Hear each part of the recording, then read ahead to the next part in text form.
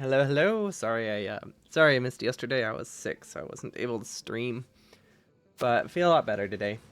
We were going to do space exploration this weekend, so that is the plan. I don't remember where I left off because it's been like an entire week. This is a really hard. This is a really hard mod to play on a weekly basis. You spend like 30 minutes trying to figure out your factory, just because you have like some kind of mega base variety. Also, what is this design in the background? This is a great factory. Logic bots delivering ammo that feeds two separate gun turrets. That's really fun. I like that design. That's unique. I have not updated the picture of the socks yet. I am actually doing that right now. They are similar to that in the fact that they came in the same pack. These ones more like pepperminty. I don't know what they say on them actually, and now I'm curious. They say arrow. Oh, arrow. Are they Aeropostale? Or is it just arrow? There you go. There's an updated one. I don't know. I don't know if these are if that's supposed to be Aeropostale or just a different brand that I've never heard of. But yeah, those are the updated ones. Don't worry. You've no longer been lied to. Well, I guess the damage is already done, huh? Also my headphones are kind of like stuck, so I had to fix that. Okay, now we're good. Now we are good to go. Okay, so in my notes, and by notes I mean the save name, which we should probably clear the saves because someone asked me the other day how many gigabytes of save files I have for specifically space exploration because I save a new one pretty much every single time, and that is I imagine it's very high. Let's see. Properties. I have 8 gigabytes of save files for space exploration, I think. I don't think there's really anything else in this. Yeah, this is just space exploration. Various saves. So there's like 8 gigabytes of saves here. I'm pretty sure the size of the entire folder is something like 11. I'm pretty sure Factorio is under 2 gigabytes. Don't know how big the mod is. Yeah. Three. There's like 2 extra gigabytes of stuff between the game and this and the mod, and then the rest of it is save files. Okay, yeah, I should probably should go through and delete some of these because yeah, that's the downside of putting your to-do list here. You know what might be a good idea? There's this mod, isn't there a to-do list mod? How easy is it to do Toto list, or the other Toto list? Wait, does it actually look orange? I feel like I've used a task list before. I think I used this one. Because I don't remember it looking orange. Or maybe this is just the icon. Is this what it actually looks like? Because I feel like a to-do list on. Okay, that's just their icon. It does not look like that in reality. Okay. I could use this. That might be a better idea than than what I've been doing for the past what is it, few couple months? Yeah, the past couple months of space exploration. I have just been putting the save name in the title or my goals in the title. Let's move past that for once. Okay, let's see. Let's see if this works.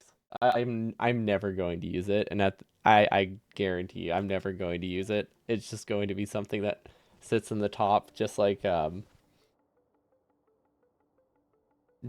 what is it? What else do we have that we forgot about? I think we have the module inserter mod.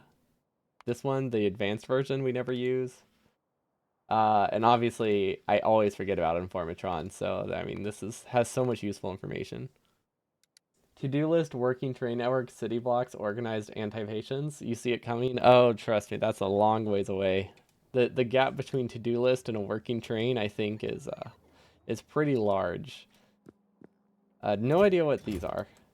You know, the one downside of having stuff like this is that I don't have the outputs filtered, which reminds me, has everybody read the Factorio Friday Facts update this week? this week, it would make things like this so much easier. Like they're adding configurable blueprints. I forget what they called it, but they're making it that if you can save like a variable in your blueprint name, and then when you place the blueprint, it gives you the option to set those variables to various items. Parametric. Yeah, that's the one they went with. And it just gives you like the ability to like place a blueprint and then change the name or change various values in it and make them dependent on one another too. So you could like set something, and when you set it to like, I think their example was circuits, it requested everything it needs for circuits in that blueprint, which is really neat. And for something like this would be great, because then I wouldn't have to wait for them to be built before I could change the recipes. You could just paste it, and then you would say coal, and it would change everything to coal. It would be really cool. Unfortunately, honestly, the more Friday factions they release, the more I think it's just worth it to not play this until after Friday, after that comes out, after the expansion comes out, because so much of it is just super beneficial for like mega bases and anything that it's just it's hard to justify continuing playing this. But it is fun to keep playing it. It's just one of those things where the amount of quality of life improvements that are coming out with the expansion will fix every single like minor annoyance you have with this. But yeah, that's the issue. There's still like almost an entire year probably until 2.0. I think it's expected end of 2024, right? Or is that what just when people are guessing? Space Age Space Age Factorio release date? I feel like I read somewhere it's expected in 2024.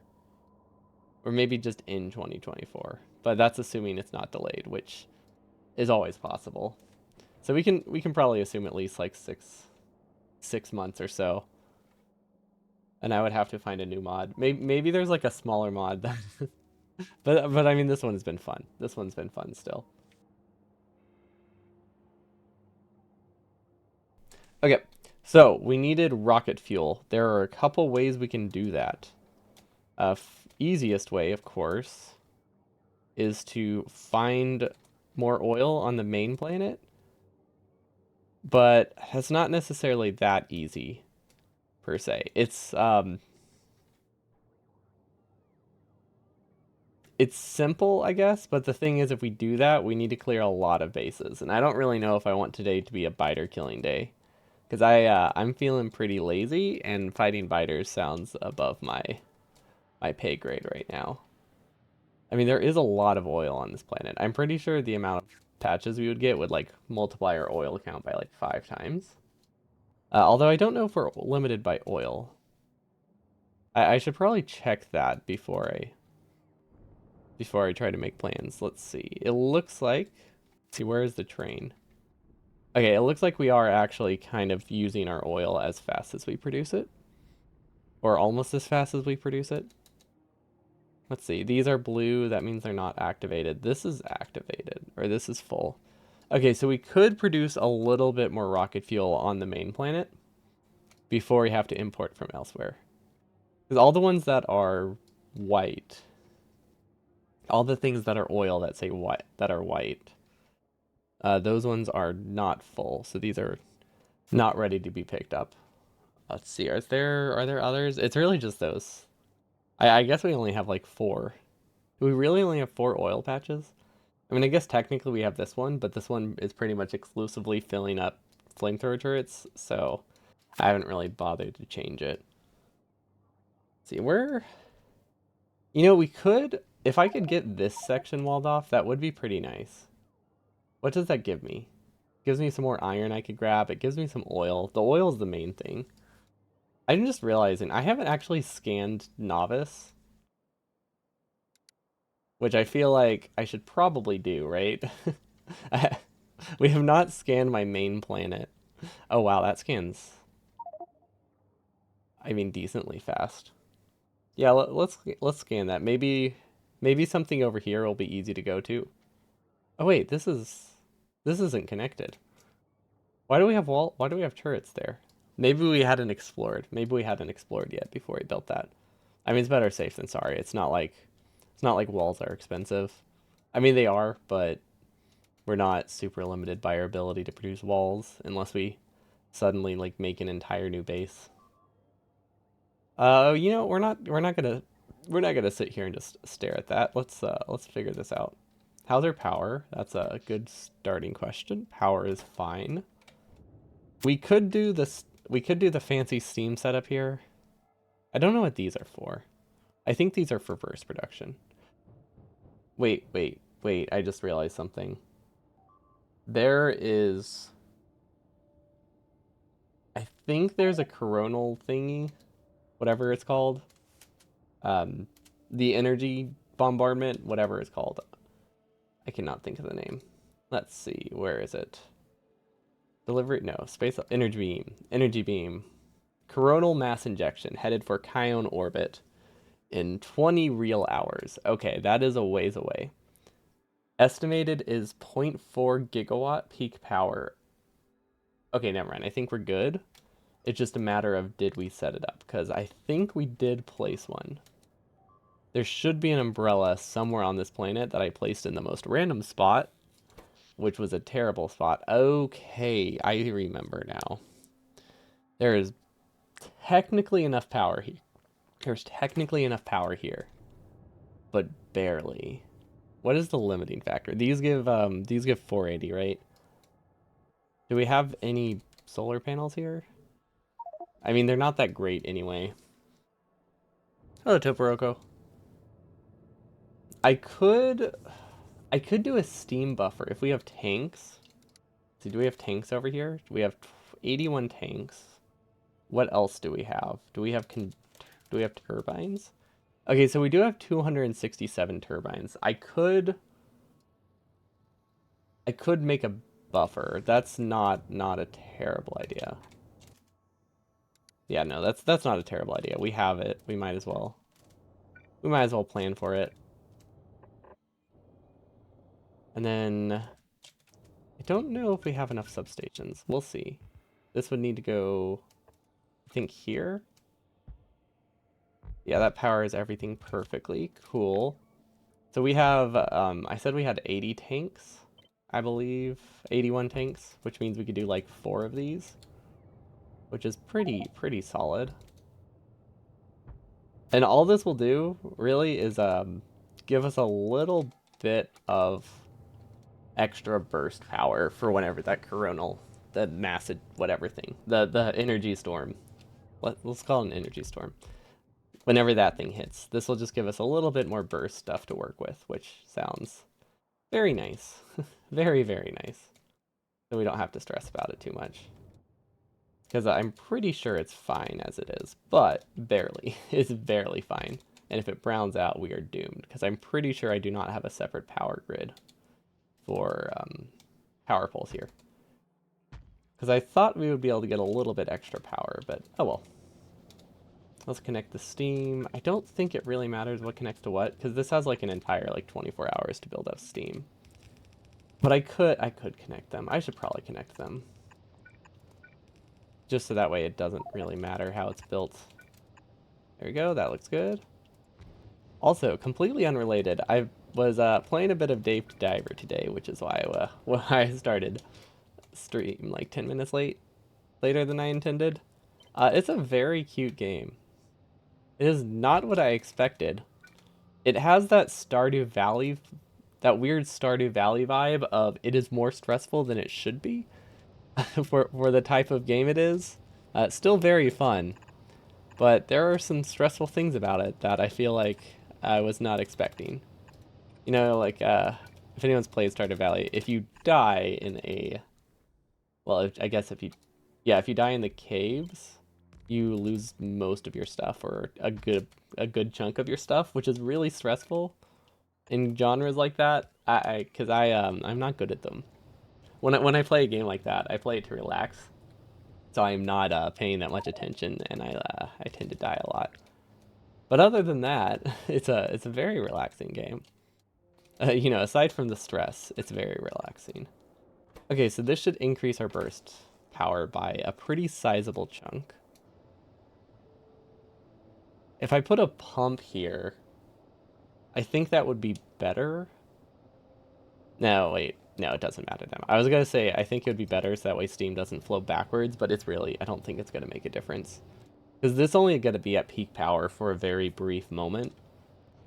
Because I think it's some kind of bell curve, some bell curve situation going on, which means it's very much, it's not always gonna be like at peak. So it really only needs like this full burst power for like a couple, probably like 30 seconds tops, but if I had to guess, way less than that.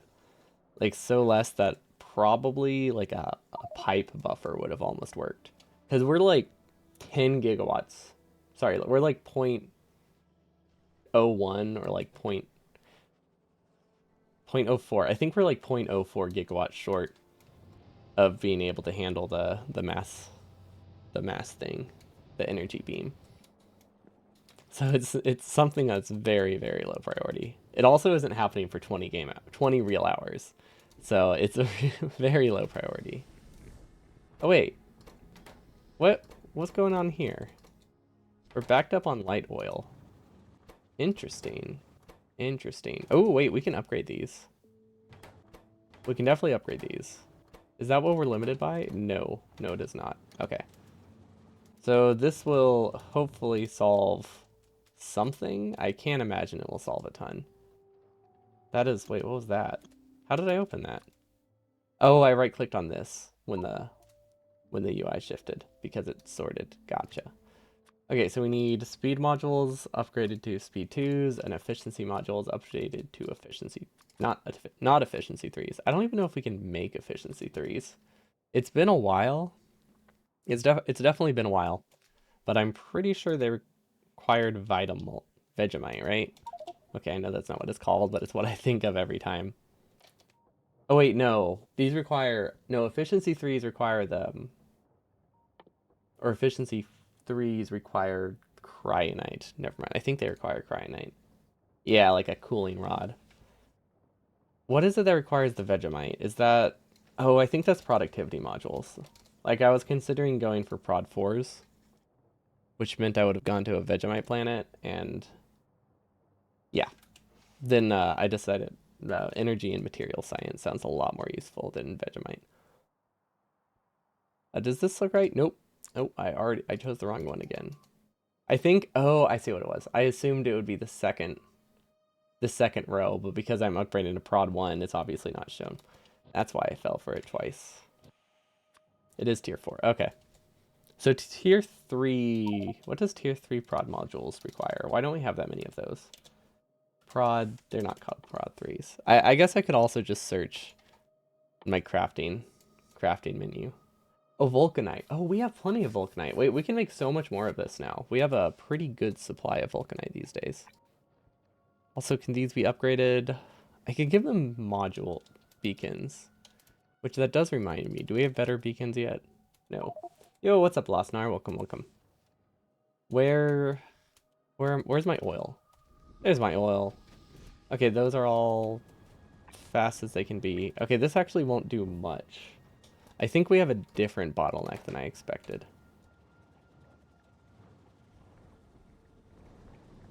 Let's see where, oh, we're not okay, that's why we're running out of rocket fuel, I think. Actually, wait, no, rocket fuel is just straight up, we don't have enough assemblers for it. Well, okay, we are not producing enough. These don't connect? Wait. Oh. Oh. I see. Ah. Yes, that would do it. Although these are almost already maxed out, so I don't think that's not a very good fix, or a fix at all. It looks like we just need another assembler. Searching for things by their commonly used names get you at least once an hour. Yeah, I usually type prod without spaces. What else? These things, I search for undergrounds a lot. I always thought they were called underground pipes. Pipe to ground just does not flow well. What else gets me? Copper cables, I think those don't get me. because I usually type copper, or I can or there's just nothing else in the row, so I can usually just see them pretty easily. But yeah, the pipe to grounds are definitely the worst contender for me. Is there anything else? Not splitters. Red and green science. Red and green, all the sciences in general. Red and sciences get me. Oh yeah, chips as well. Surprisingly, those don't get me as much. They do get me a lot. But for me, it's science. Every single time I've looked up utility science in like the past ever, like I don't think I've ever typed utility science. I always call it yellow when I search for it, which is just great. Okay, it looks like we have very little plastic production. Are we limited on plastic? Oh wait, we're limited on coal? No. Do I just need more plastic? Like am I limiting on plastic somewhere? These are definitely not limited on plastic. Okay. Spaghetti bases, hard to track things down. I wouldn't have it any other way, but it is hard to track things down. Okay, it looks like we are barely oh yeah. Not barely. We are definitely producing enough plastic because these are completely backed up. Especially with Crustorio install when some sciences are called cards. Oh no. Yeah, I feel like you're never going to search for the word cards. But this works, right? Oh, that's not powered. Okay, cool. And we're still getting enough. Oh yeah, we have more than enough solid fuel.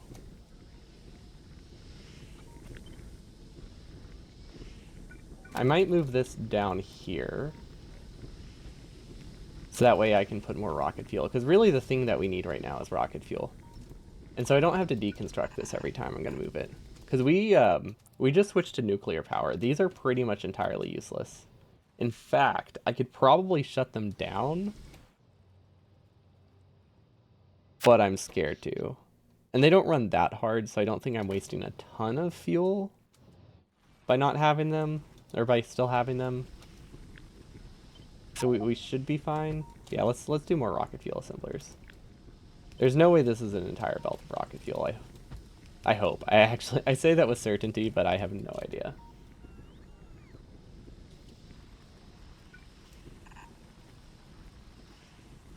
There we go. Does this work? Not really. I mean, it works better than the original one, which wasn't connected at all. But yeah, we don't really need this fuel at all, so we can afford to pretty much turn all of it into rocket fuel now. So I think what we need to do is I think we need to turn petroleum into solid fuel as well and put that on a separate belt or a prioritized belt, which sounds kind of bad, but I think it's necessary. It's like we can attach it here. Because for the most part, I don't think this will run that consistently, but we are currently limited by our ability to crack light oil. So we just need a backup. Which I guess we can do it here. Don't love it, but it will work. Oh, this is gonna explode. Is any of these not full? Okay, this one's not full. That one will not explode if I move it. We're just gonna change the recipe. That way I can use it later.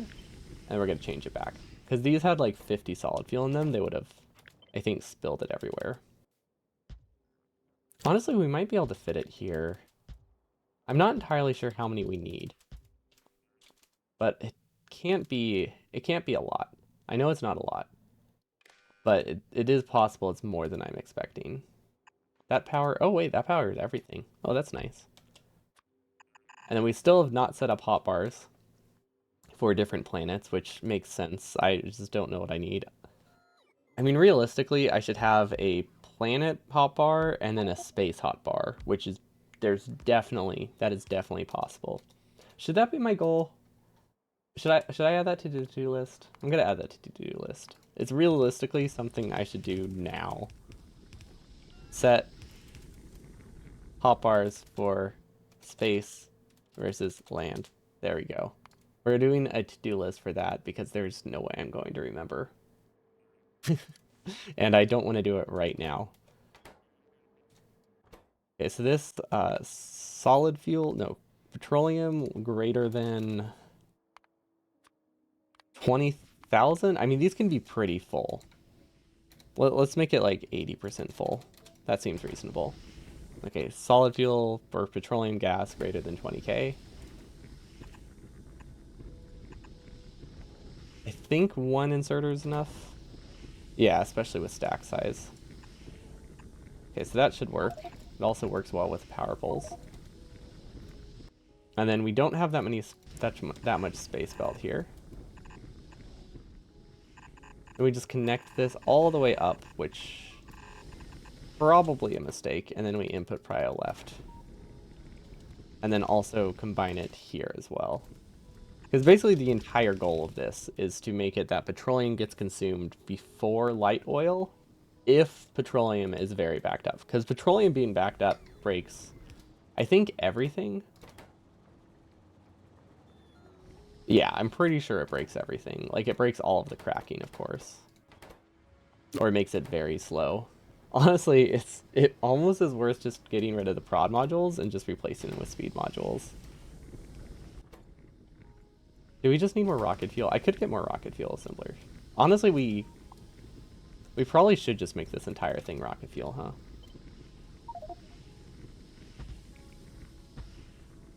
Look at that, rocket fuel. I'm sure that we didn't cut too many power poles there. Okay, there we go. Now we're talking. And then we can't upgrade past a blue belt. Perfect, which means we can just follow this entire line. Which I'm hoping is a blue belt all the way down. I don't know for sure. There's absolutely no reason for me to assume that. And I don't know where these go. You know, I really don't know where these go. Will this cause a problem? I don't know.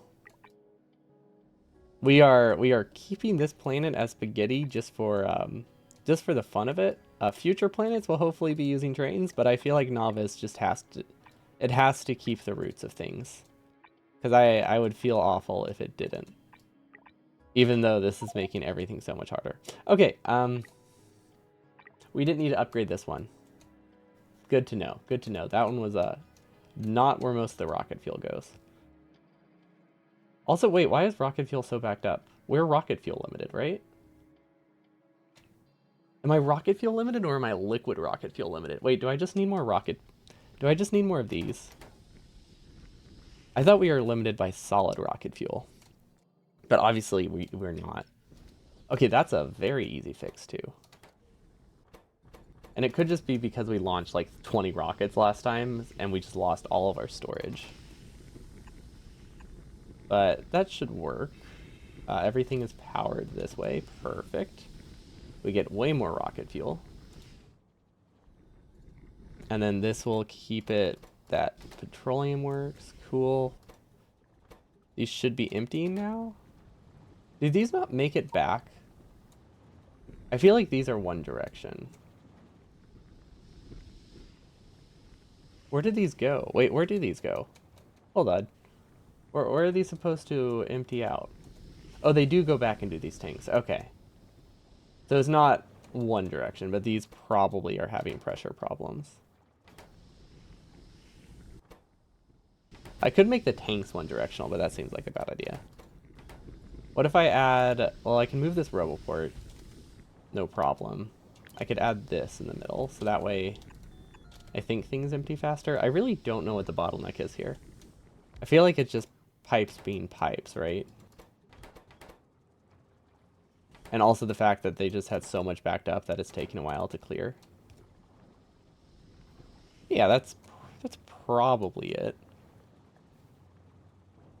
I hope. I don't know. We'll look back on it later. I don't think that's going to be a super limiting thing, but it is something to be aware of. Anyway, we needed liquid rocket fuel, which currently we are producing in a very weird spot. So I'm thinking we just move it here, right? Because we have rocket fuel on this belt. We might as well produce more of it here. And then I guess we could probably use more tanks as well.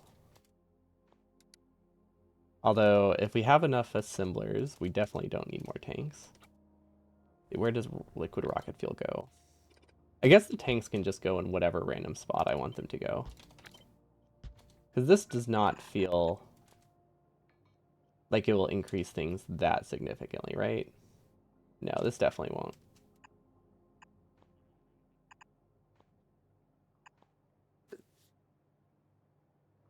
But maybe we can just kind of put them wherever. Like I could just place them here and then just not copy this, and then that will slowly increase things. Yeah, that would work. Because these can just kind of go anywhere they're connected. Apparently that substation that we deleted was the only thing connecting this entire set of rockets, which that does sound right. That sounds like a very me design.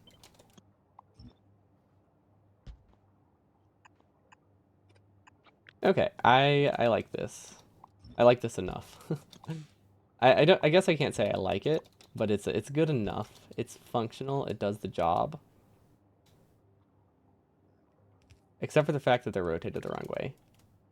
But aside from that, very important aspect of it, it works. Arguably, that's one of the more important aspects of being able to output fuel. But I think we can let it slide, right? Yeah, we can definitely let it slide. There we go. Now it works again. This isn't connected. Okay. Hopefully there's something else we can copy because I don't actually want these in every single one. Also, aren't these supposed to have modules in them?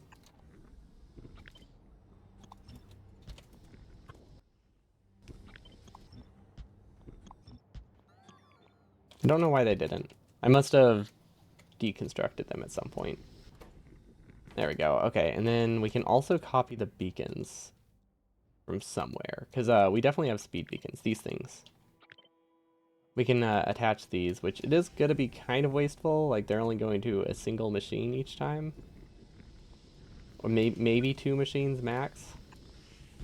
So it will be a little bit wasteful of beacons, but honestly, beacons are cheap enough. And look at this. This will speed up how fast we can how fast we can fill a rocket with rocket parts. Perfect, because we definitely need that. Okay, this should greatly increase our production. Because I'm pretty sure we went from like two. I'm pretty sure we only had two of these. Yeah, we only had two of these. And then it would also help if we had tanks in random spots. Because I think the steady state production is pretty low. But the burst consumption is also pretty low. Oh, that's definitely a design. It looks like the train has got to hit it, but I imagine if you can place it, a train can't hit it. Yeah, that works. That works great. Look at that. Look at this perfectly convenient spot for rocket fuel buffering. I love it. These are connected through this one corner pipe. It looks awful. There we go. Okay, everything should be a-okay now. Except for the fact that everything is not working that well. I'm hoping it's because we've already sent the deliveries, but nope, we haven't. Did we activate them? None. This doesn't have a destination position. Is it ready to get one? Because I did have notes that I need to double check the rockets to make sure they are going somewhere. Hello. Welcome, Capidamir. Cappy? I can't tell where the space should be, but hello, welcome. We're doing space exploration today, and I gotta say, my base is a complete spaghetti mess. I've just embraced the spaghetti, and it's starting to haunt me because it's very hard to expand now. But I'm committed. I'm committed to this bit of making Novice the most spaghetti I can possibly make it. And boy, is it a bad idea for a mod like this. It's so fun though.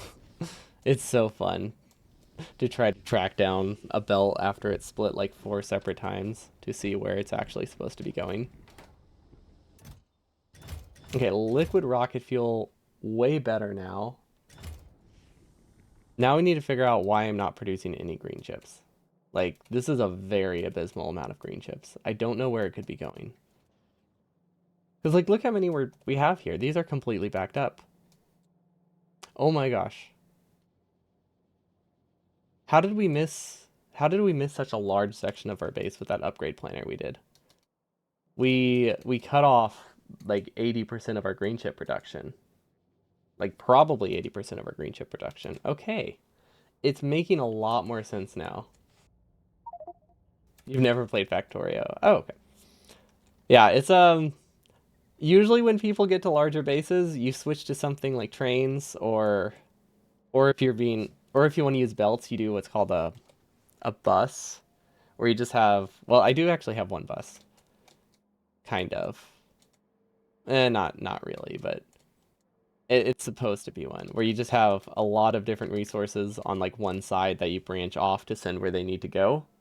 That's not super scalable, but it's good for like mid-sized bases, and it's just really easy to track where bottlenecks are because everything is just together.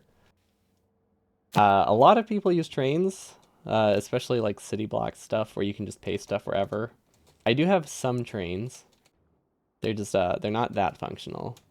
But then on my main base, I just branch stuff off everywhere it needs to go, and it's fun. It's definitely fun. But when you branch something off like 6 times, it's hard to see what part has bottlenecks and what part doesn't, because you just need to follow the. Like, let's take this for example. We are having a bottleneck here, so we need to follow this entire belt to where it diverges, and then see where it's coming from. So let's see, it's split off again, and then it goes back up, and then it's sideloaded here. But if it's sideloading here, that means there's also resources that are supposed to be here. And these are being stolen from this mall, which is very lacking. So I feel like this is missing stuff. So this isn't producing. But there's also green chips coming from here. So I think the issue here is just that broken belt, but I'm not entirely sure. Okay, so this is about 10 assemblers. And then these are probably supposed to combine. Yes, okay, these are supposed to combine with these, which means this is the problem. This is definitely the problem. Spaghetti is better than a bus for SE.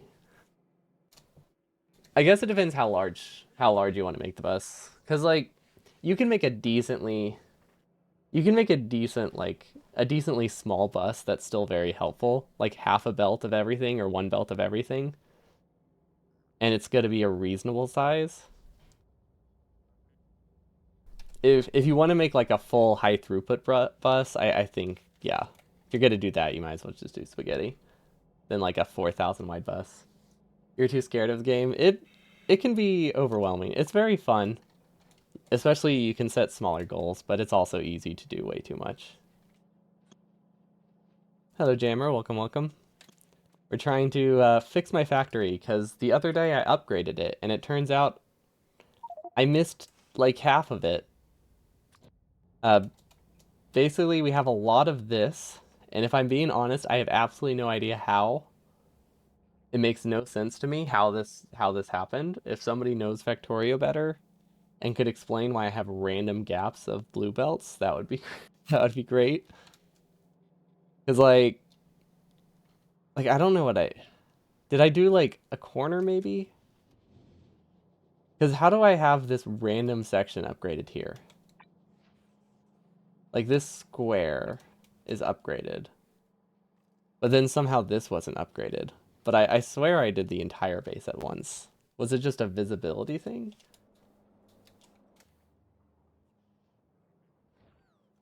Was it because I did stuff in map view? Maybe it missed stuff, but that would be weird if it missed like a middle section. It's probably as simple as I just didn't cover my entire base, right? Like maybe I just did like this section.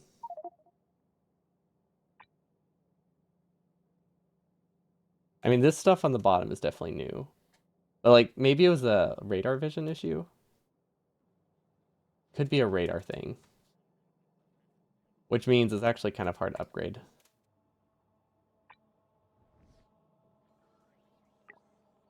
This is probably going to cause more problems, but maybe if I go over a couple times, maybe we'll be fine. You believe from Confusing Scale it's similar to Hearts of Iron 4, which you played but never understood. Those games, I get that.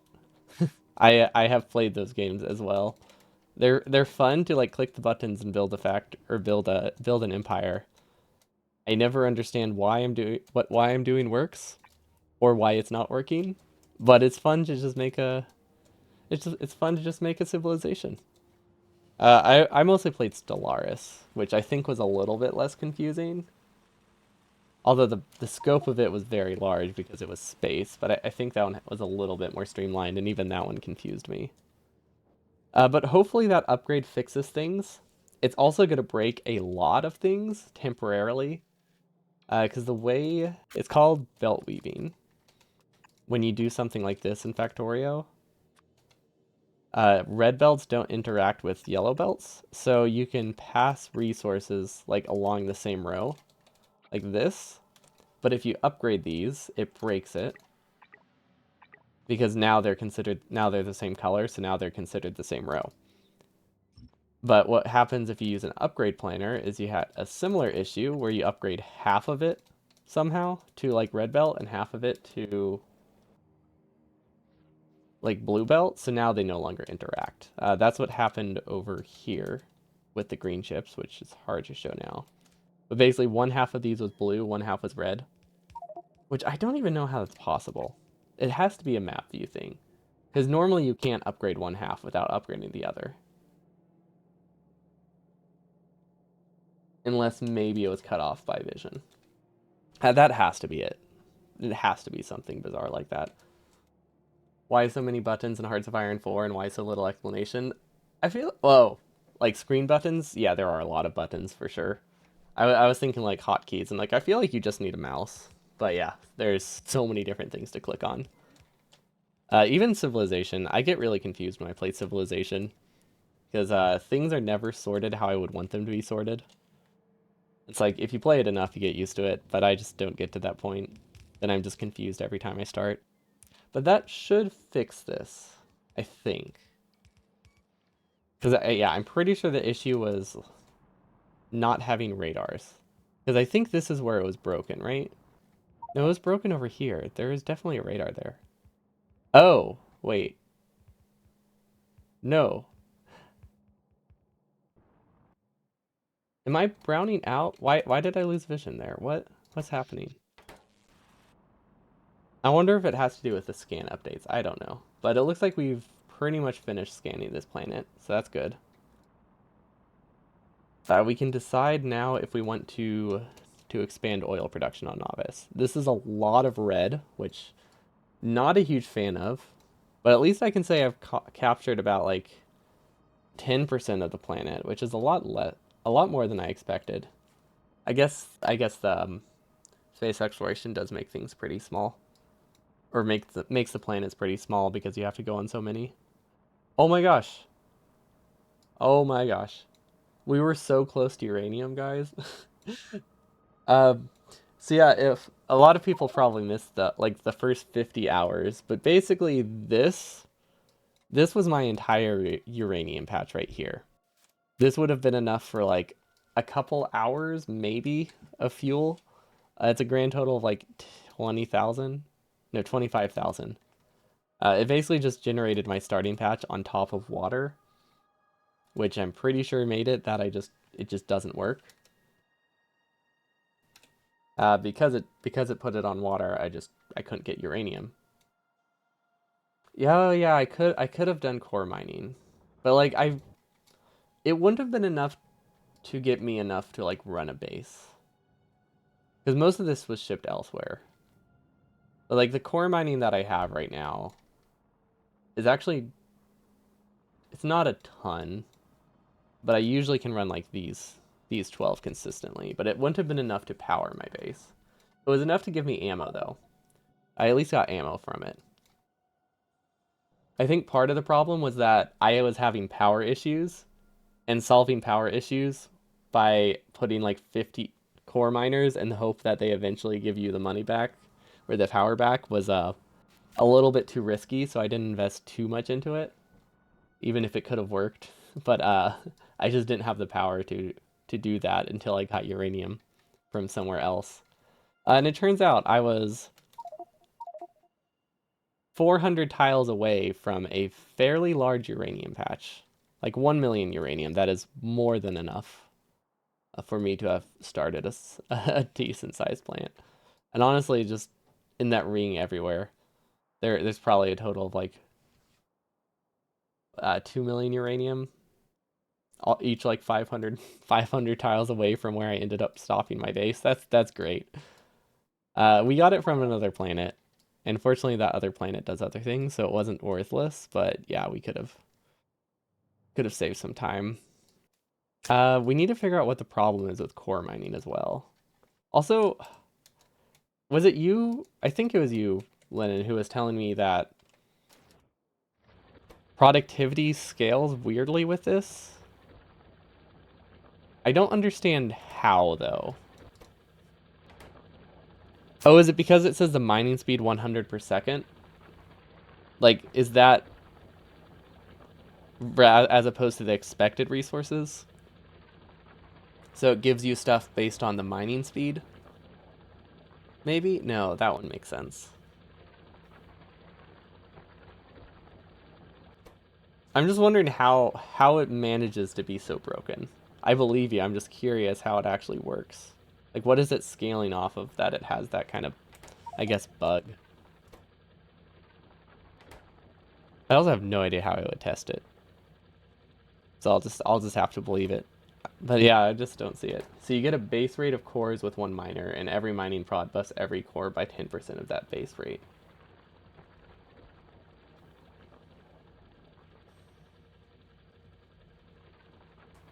Oh, wait. Oh, okay.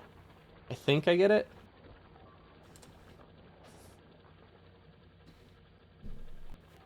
And the base rate can only be so small. Okay, I think I get it. So like if you do an infinite number of cores or something, it only goes down to 5, but you're still gonna get like a 10% boost on top of that.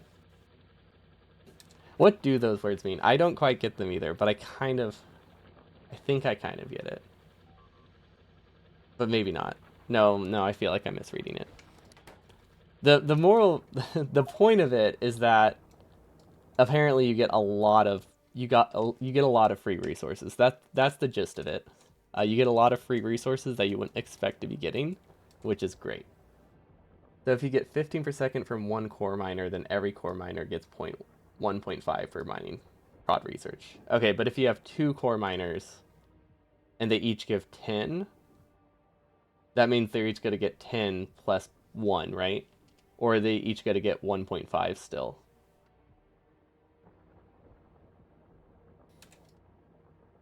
Because that's the way that I first interpreted what you said, is that they're going to get 1.5 regardless. Oh, okay. That is what you meant.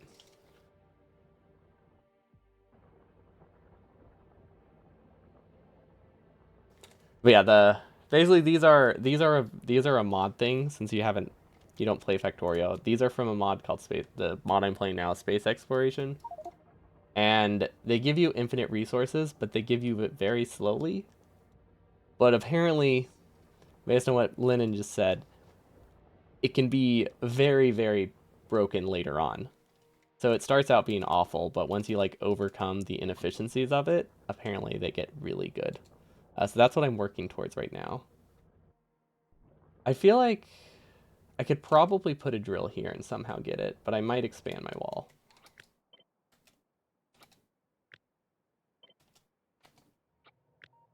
Let's hope this works. How far do we need to expand? Honestly, I don't technically need to expand the wall. If I really wanted to, I could do a landfill bridge, because I don't think they can reach this. Although these might be shallows. No, I probably do need to expand it. Maybe I should expand up there. Because if I expand up there, I don't actually have to fight anything right now, and I like the idea of not fighting anything right now. You stumbled into my channel over the YouTube video? Oh, my mouse only one? Yeah, that's been bringing a lot of people. I'm happy it's reaching people who don't, like, constantly play Factorio, too. Because a lot of people, definitely a lot of people in my streams, lurk while also playing Factorio. Um, um, that was weird. None of my hotkeys were working. I couldn't, I couldn't exit things. It's good now. But yeah, I will be making more of those. I'm still new to editing, so it's just it's very slow. But I do have one in the works, which I am very excited for, especially because I think it's gonna be a little tricky to edit because there isn't that much visually going on. I might have to do something weird and like re-record it using replay mode, which doesn't make any sense right now, but uh, because I don't have the details released on it. But basically, basically my factory was invisible, so I need to figure out how to do a video when half of things are invisible. I think it's still interesting because things are still moving, you just don't see the machines. So like there is still stuff going on. Like it's not like it's just a black screen. That would be very hard to deal with. Yeah, that's the one I have in the works, so really looking forward to that one. Factorio is very fun to watch. I used to do speedruns, which those are much different fun to watch, but they're very satisfying just to watch someone place things really fast. Yeah, that one was fun, especially since I made that one myself. Like that one was it's not really a mod, but like I just made a script to turn everything invisible because I don't know how to do mod, and I was pretty happy with that. Or I don't know how to do mods or make mods. I know how to install them. But yeah, I was pretty proud that I actually just like made that one mostly myself. And it was just really fun to do. Like everything was invisible. It's just a really dumb concept. The perfect for that kind of video. Or these work. I think technically these will build. It's gonna take a really long time though. Also, splitter, just in case prod mods gets very high.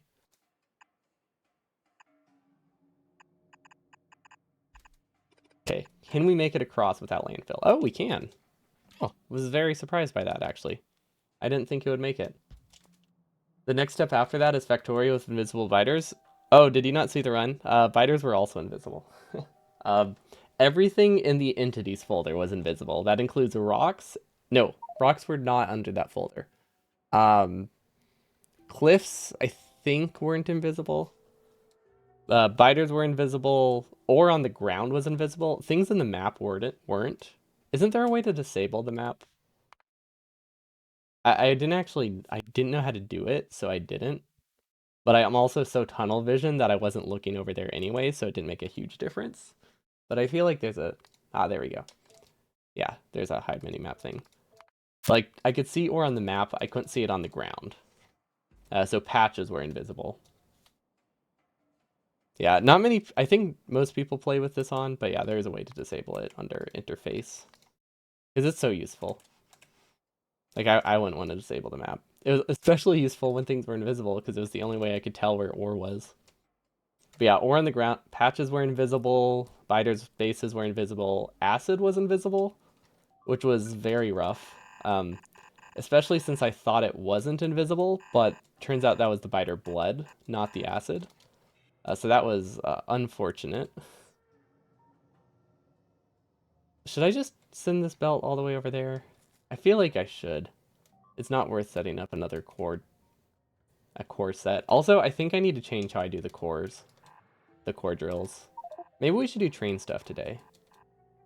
Maybe that would be a good goal. Oh my gosh, this is so far. Yeah, this was a mistake. Okay. Um, this is so much farther than I thought it was. Wow, okay. No, we're gonna push through. I think everything's connected. That doesn't work. Okay.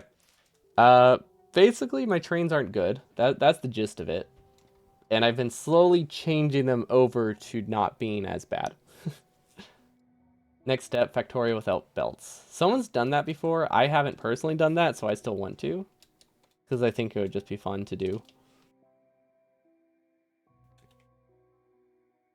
Yeah, that one's a pretty... that one, a lot of people suggest that because they want to see me do it too. So I probably will do it someday.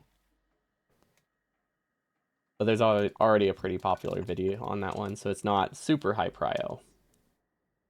But definitely on the list. Yeah, it's a pretty manual start. If you want to go all the way, you could just do Factorio without inserters. But that would be... I don't know how bad that would be. I think it would not be miserable, but it wouldn't be great. But I might try that. That would take like probably... Honestly, it would probably only take like 20 hours. But that's still a while. That's still a while. 20 hours of just hand feeding. Okay, that should hopefully build. Eventually. Oh, it's gonna be a very long time, but yeah, it should build. But yeah, basically the way that I have my train set up is I just have something called like core 2, and then trains go there when every single time. No belts plus Renai transportation, yeah, that actually would be pretty great. Because like then you don't have a vanilla challenge, then you just have a really stupid Renai transportation thing. That would be a great way to force myself to use everything that Renai transportation has to offer. No, that's definitely going on the list. I'm not sure what I'm doing tomorrow. I actually have a lot of options for tomorrow, but I have not decided yet. So what's wrong here? Oh, oh, we didn't break this up, did we? Okay, that should be better. This entire like track was cut off whenever a train's here. But yeah, I think what we need to do, there's very simple logic you can do with train stops to request trains only if these warehouses are full. Um, which I think I'll need to start doing on my train stops, because then I don't have to name them every single time. Then I can just have one that's like core in, and then I paste it, and then we just have a stop somewhere where trains wait, and then they go whenever they're summoned. So that does have the downside of trains possibly might like they go through the whole loop every single time, but they don't make the loop as constantly, and I think that would be a good idea. We just we have to convert a few stations for that, so I don't know. I don't know if that's what I want to be my goal today. Currently, I'm just trying to get a few more core mining because it looks like we are lacking. Looks like yeah, we're running out of core mining drills stuff. They can't run all the time. I think if we get a couple more drills, we can. I thought I saw another one. Oh, this one. This one's super close. Is it super close? It's not as good as I thought it would be.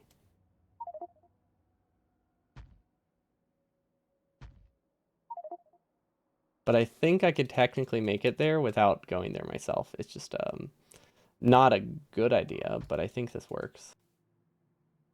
Hopefully bots don't fly over the base.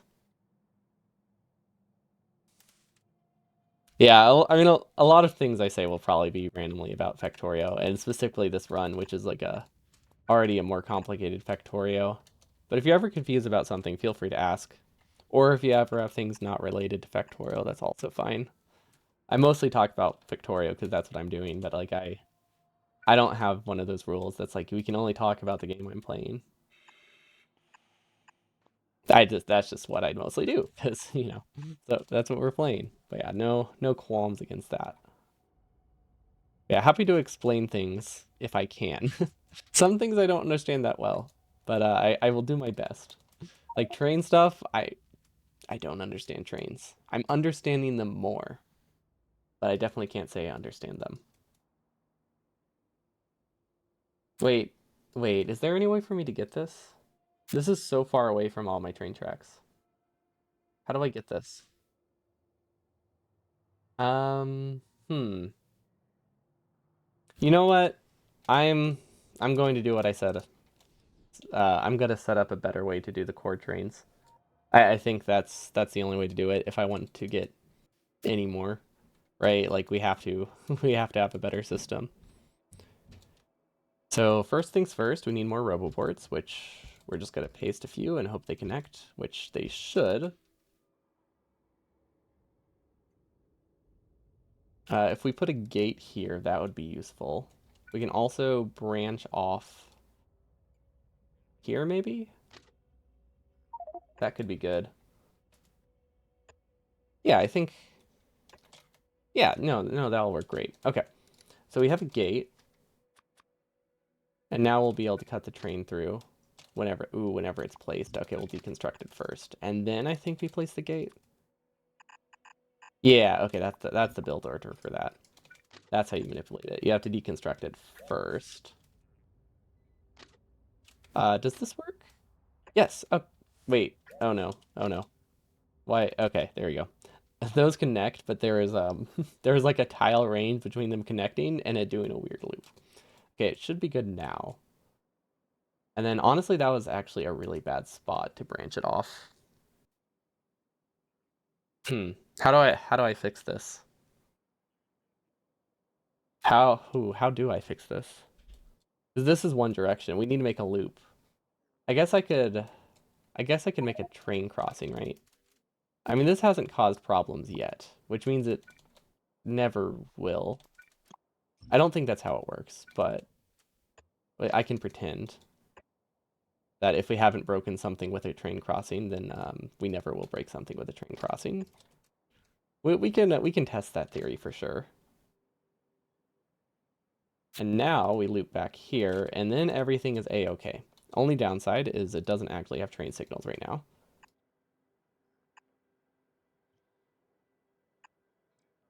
And then I think you can make, yeah, I think that works if you just use regular. I don't think I technically need to use the fancy signals. Yeah, this should work. Should work well enough. Hopefully this train isn't broken while it's still ghosted though. And then we definitely need to break this up into more sections, which is something we always forget. I think, wait, this is on the wrong side. Oh no, that means this is on the wrong side. No, wait. Never mind. They're correct now. They're correct. Okay, so we have a core miner. We don't really have a core mining blueprint.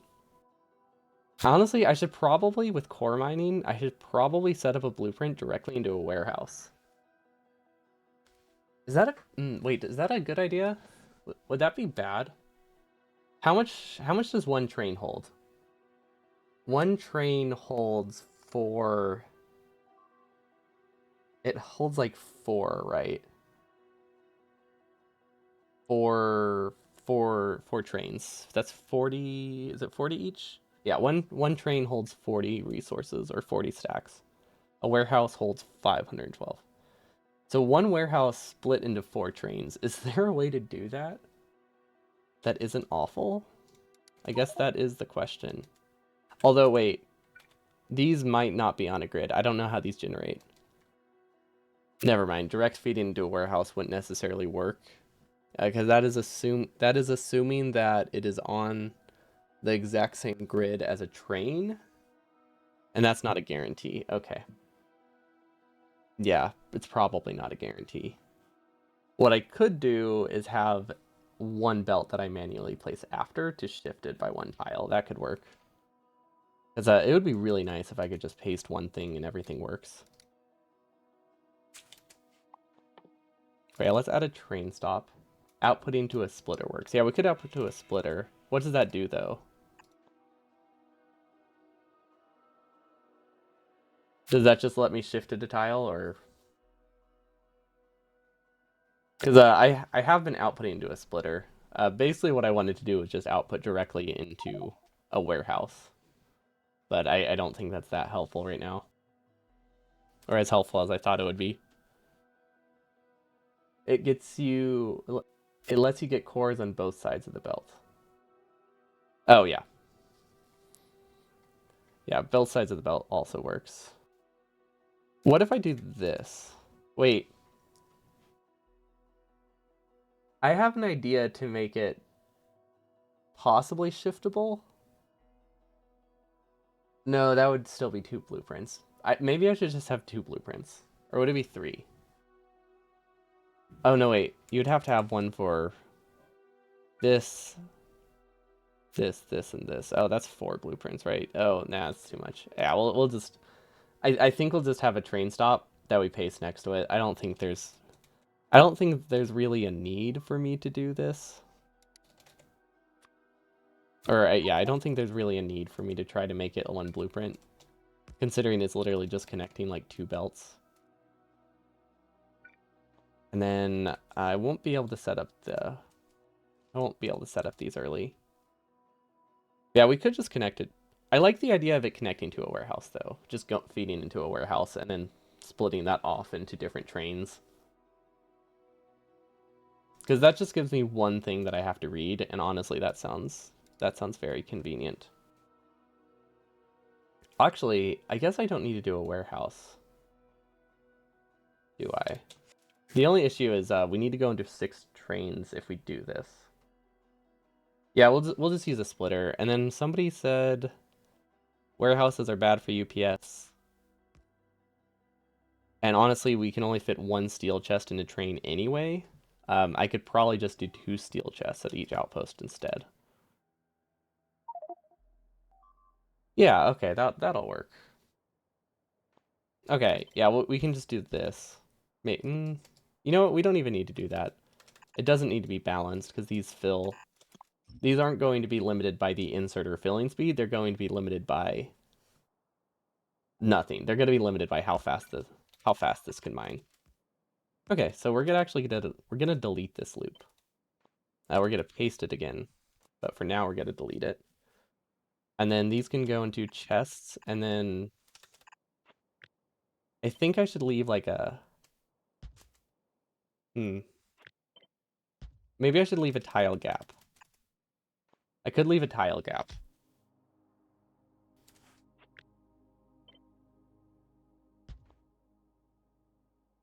Yeah, that could work. That could work. I'm just trying to figure out like a way I can make them not super manual to connect. Is there any way I can like just check this?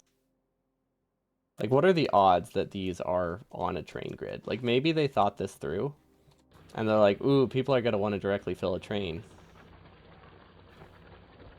Okay, so that's 2 that are on a train grid if I rotate it. Does that work? The odds, I think, are pretty low. Wait, how large is it? Wait, how large is this? What is it called? Core mining drill. It is 11 tiles wide. That means it should always be on the train grid in one direction, right? Because that would work. No, that would definitely work. Then I would just rotate it. Hold up. That works pretty well, right? Because if it's an odd number, it means it's going to fall off the grid, but it will always fit in one direction.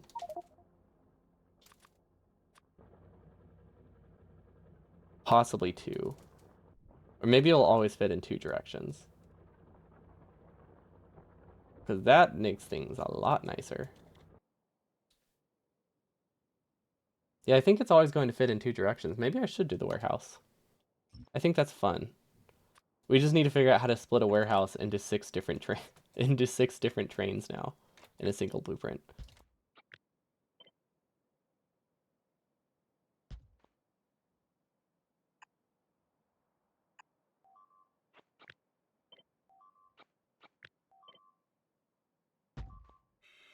Let's see. Does this work? I feel like this would work. Obviously, this can only fill 2, so we would then need to do this. I don't think this solves the UPS problem at all, but it is fun. Can I shift it over 1 tile? Is this too wide? What if I use a smaller thing? What's the size of this? No, this is just 2 tiles smaller. That doesn't work either. Okay, I think we just give in and go into a belt. I think yeah, we just go into a belt. That's not a problem at all. Because literally all we have to do is connect a single belt, and then we're good. What side of the belt does it go on? You're going to need hundreds of warehouses to feel the UPS hit. It'll take a while. Okay. That is good. That makes me feel better. But I mean, I can also just make do with 4 chests as well.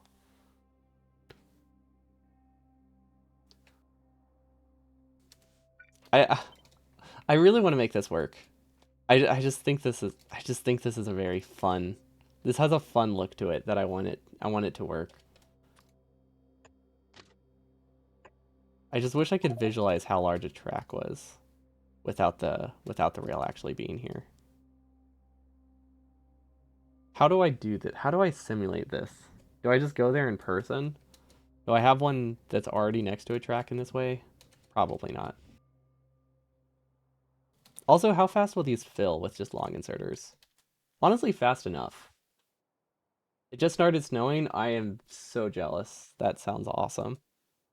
We have not had much snow here. I think we got a little bit of snow last night. Or no, 2 nights ago, but it was like you can see a little bit on the grass, but you don't have like a sheet of snow outside, which is always sad. Because that's such a sad. Snow is just great. I like when you can see like an actual amount of snow. Oh wait, I think I see the problem. There we go. Yep. That's the fix. What trains am I using? 1 to 4? Yeah, I'm using 1 to 4. At least for this. Because those are like, they seem good enough and they're a lot easier to fit in places. I am using a 1 to 1 for artillery trains, but everywhere else is a 1 to 4. I did do a 4 to 16 in my, what was it called? Ribbon World? My Ribbon World run used a 1 to 4, or a 4 to 12, 16. It was awful, especially since it was like the first actual train system I'd ever built. It was not a smart choice at all. These aren't connected to power. Or fuel, for that matter.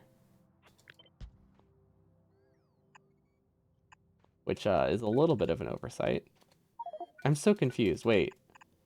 Oh, I definitely missed some of this blueprint. Oh. Yeah, okay. This isn't actually how these are supposed to be copied. We can work with it. But yeah, these are supposed to be copied in a much different section. Oh my gosh, and now they're all ghosts and I can't tell what's happening. I think it's fixed now, but yeah, we definitely didn't copy what we were supposed to. Okay, never mind, it's not fully fixed. Okay, so if you have a blueprint, use the blueprint. Don't try to copy part of the blueprint and hope it works. It doesn't. Well, you might get lucky, but usually you can safely say it doesn't work. Okay, does this work now? Still not really. Now I think it works. Not much here, but maybe more now. In what country? Oh yeah, I'm in the US. But I'm in like the middle of the US, so it's very not super snowy. We used to get a lot better snow, but we haven't been getting very good snows the past few years. Which is just a little bit sad. We absolutely love snow in our family. Okay, but this works. Oh no. Bots took way longer to build this than I expected. I like how I don't even think this was an assault force. I think this is just a wandering biters, like an expansion force. Hmm. Do we have artillery? Robot network not connected? I think it is. It's very far away. Also, why do we only have 600 bots? Oh no. I don't think we're producing as many bots as we're losing to repairs. That's not good. That's not good at all. We'll fix it next time. We'll add it to the to-do list. Bots. Make more construction bots faster. There we go. Faster bots. Oh no. I just realized a mistake. This gate hasn't been built yet. We'll be fine. Probably. We have a backup wall, technically, if these break. I don't want to have to rely on them, but we do have a backup wall. Oh yeah, look at that. These laser turrets activated just in time. We're good. We're not great, but we're fine. We're all right. There we go. Let's go with that. We're all right. I could possibly set it up so that way these only fill one train at a time, but that seems like a bad idea. We could do this, but this has the downside of being awful, so maybe I don't want to do that. Because I don't want to buffer things in multiple warehouses. I just want to buffer them in one. Oh, but I could use these for spacing. Oh yeah, because these are exactly spaced to be the same size as a train. So I think, I don't know where the train stop would go here. Would it be here? I think a train stop is supposed to go here. And then these will all fill.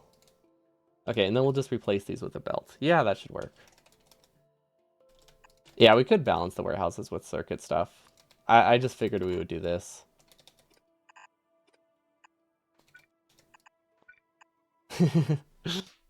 This was my plan. Because I only want one warehouse here, is basically what it boils down to. And then I think I need, what was it? I think I need an arithmetic combinator. I'm pretty sure is I'm pretty sure. And then we need more, could we use a substation for this?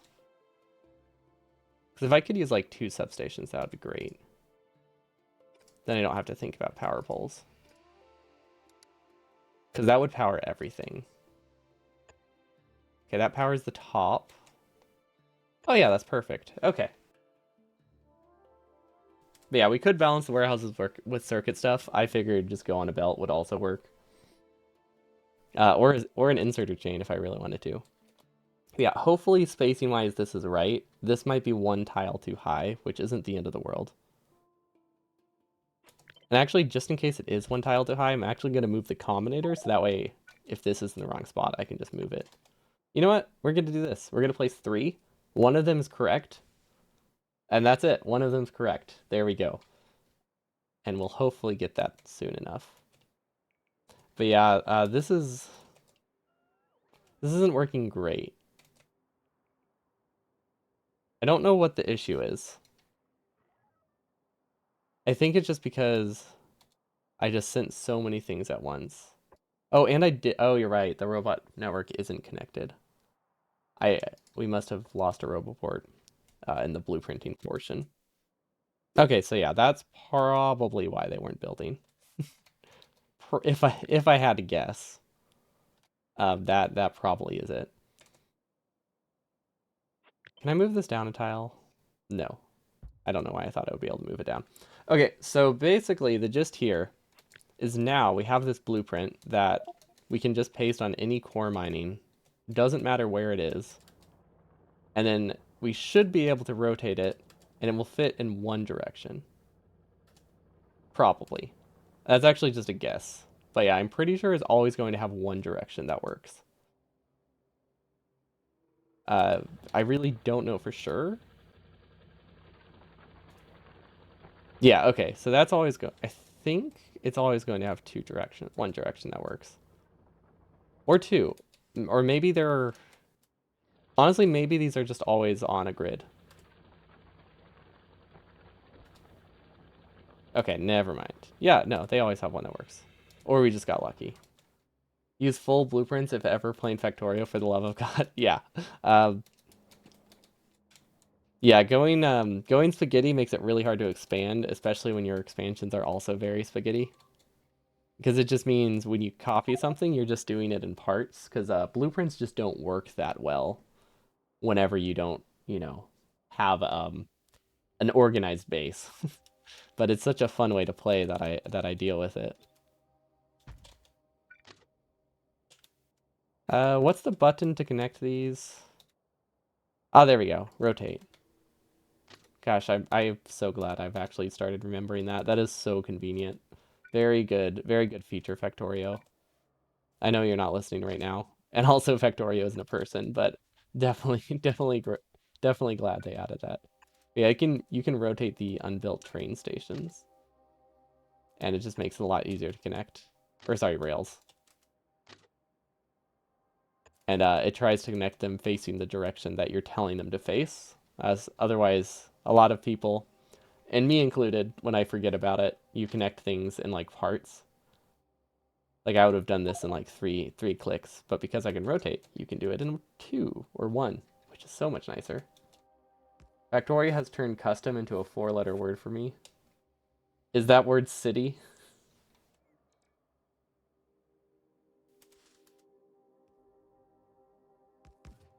You and your awesome city, very convenient city blocks. Do these work?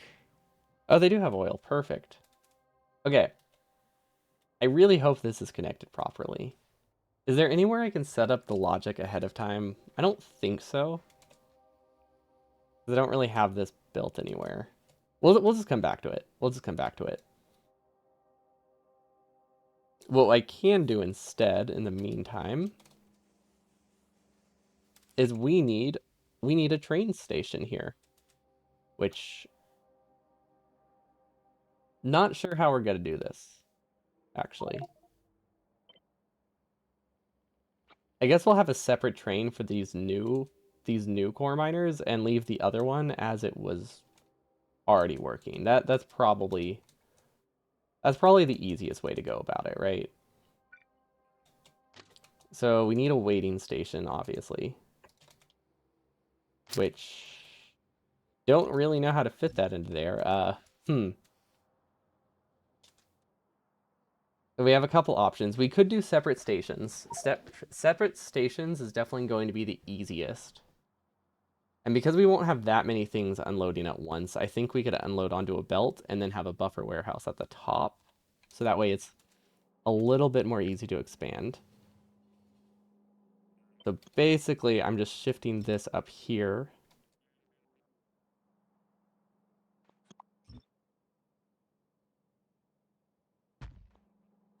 And then that will make it that all I have to do now is connect vertical belts here.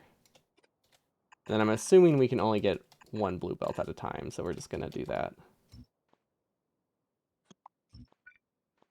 These don't need to be balanced because they're all going to a warehouse, which is why warehouses are super nice. Hopefully we don't lose critical production from this. There is a good chance that we wanted this production to not be stalled, but that's fine. I don't think we don't have anything that critical being built on this planet. Also, it looks like our green chip production finally fixed itself. Kind of. Yeah. Oh, wait, no. Way more is making it down here. No, we're doing great. Now, red chip is less fixed.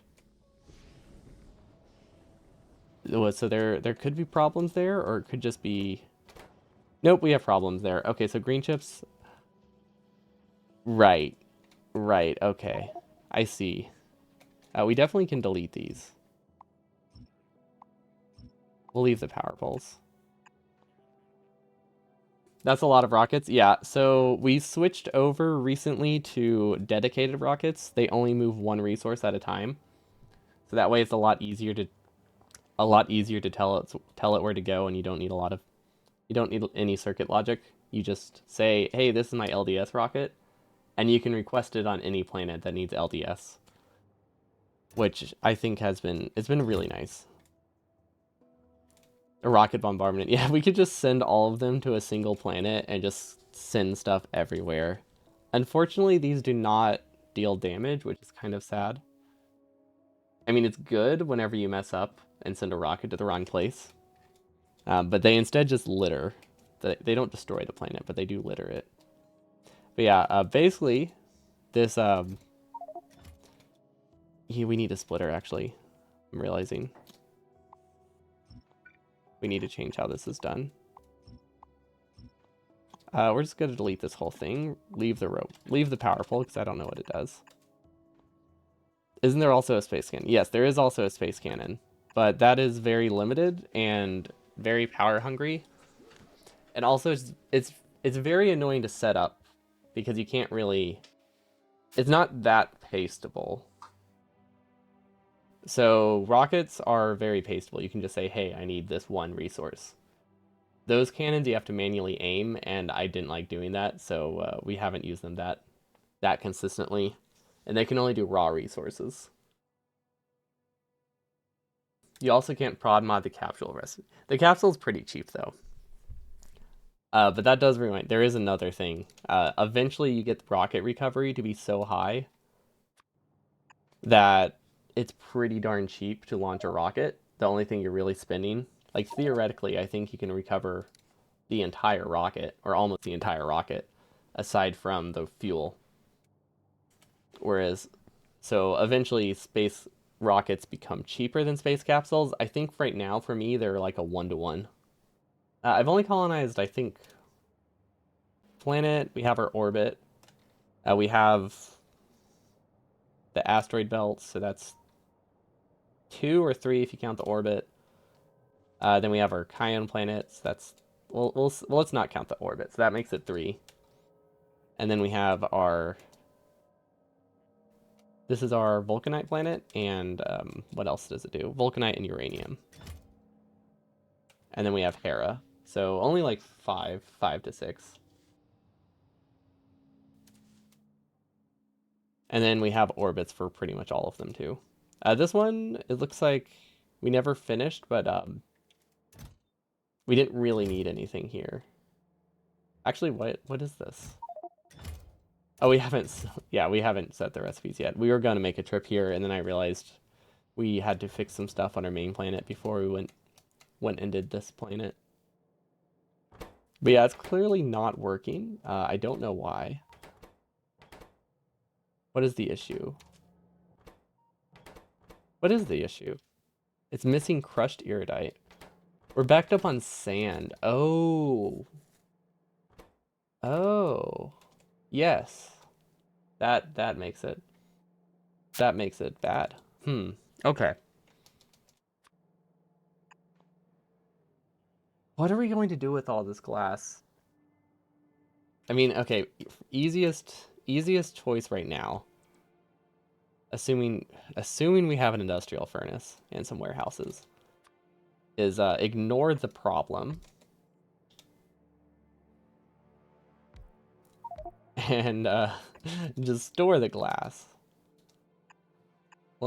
These don't need to be stack inserters, although I don't think it really matters.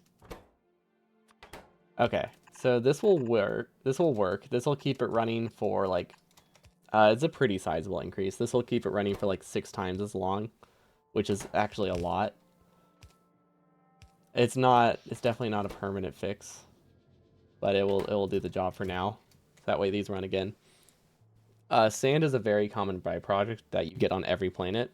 You can turn it into landfill and then just store it, or you can use glass and send glass off of every single planet. Honestly, we should probably stop producing glass on Novice because we get so much from our other planets that I think we can rely solely off of the other planets.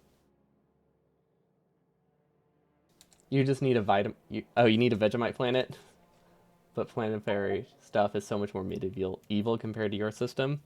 What's your planetary transport stuff? Are you using the cargo system?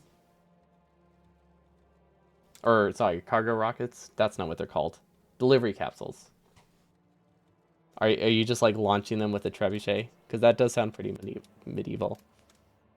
It is fun though. I mean, the delivery cannons are also really cool. Is this working? I'm gonna assume these are working. I mean, there's no reason for me to assume that, but I think I'm gonna assume they're working. I also think I might do a solid fuel buffer somewhere. Trebuchets are cool. Just imagine making a trebuchet strong enough to launch off of the planet into another planet.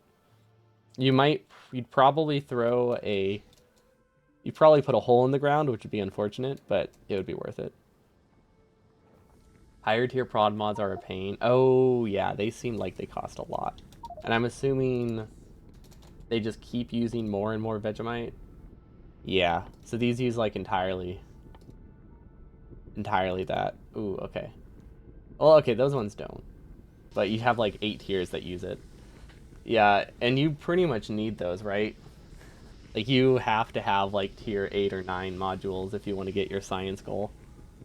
Delivery cannons to shoot only the new resources to novice orbit. That's what I was using. I just had issues I didn't have issues getting the new resources like Cryonite and Vulcanite, but I was having a lot of problems getting other stuff into orbit, so it made it that we were just constantly stalling space science, and I didn't want to deal with that. You want to build a trebuchet one day? You probably won't, but you want to. I have built a small one, but I've definitely never built a full-size trebuchet. Wait, this is broken.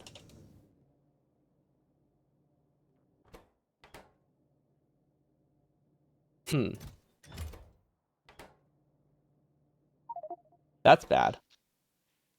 This is where all of our power comes from. Okay, let's fix this. How do we fix this?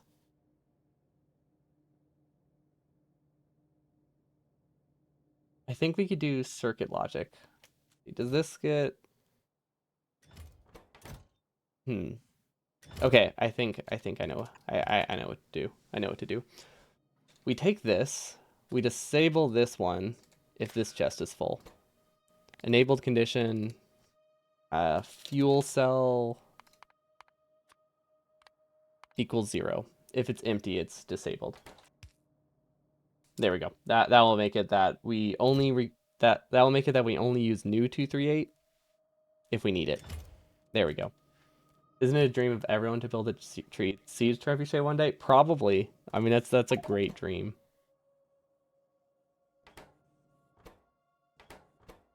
And then this will filter 236.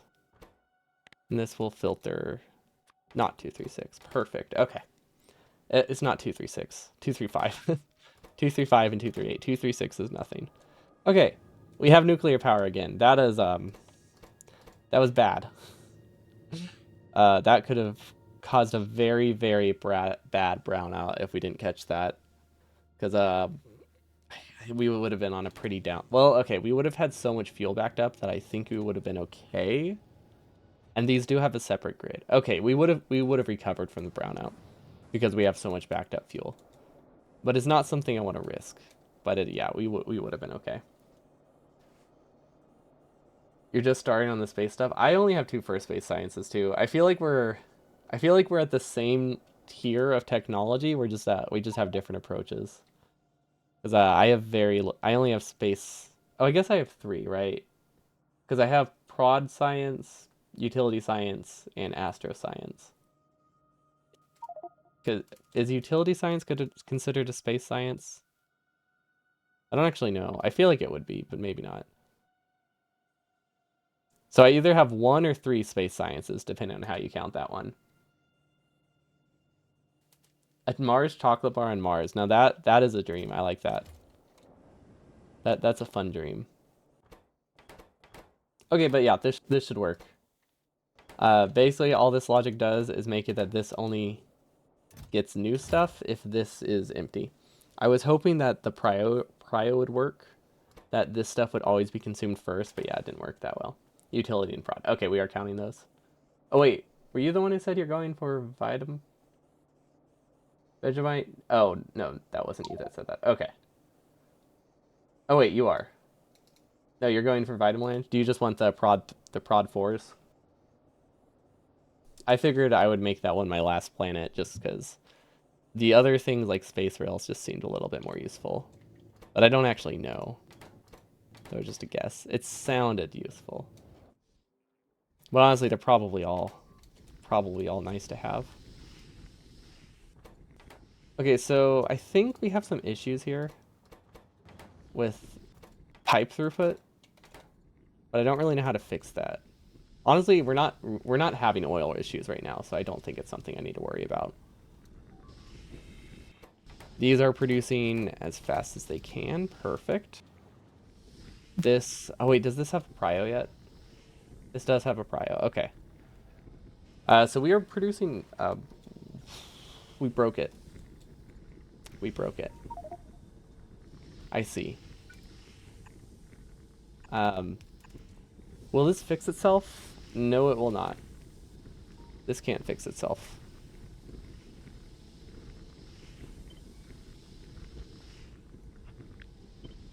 Okay, now it should fix itself. Yeah. Okay. Yeah, these are supposed to only have solid fuel in half the belt, not the whole belt. You're collecting all the resources so that you can figure out all the science stuff while sitting in orbit. Considering how similar they are, that does make sense. Like, you'll just be able to paste everything all at once, and you'll be great. You'll be golden. There we go. Now our power is fixed. Okay. I mean, I get sleepy at like 8 o'clock sometimes, so I can't judge. Are these connected? Yes, they are. Okay, everything is looking a lot better now. Perfect. These are going to take a long time. I might have to launch these manually just so we kickstart space science if this ever stalls. If this ever stalls, but I think we're good. Did we ever connect substrate? Yes. I have no idea what's happening with it though. This is a very weird fill order. Did we do something wrong here? Did we actually...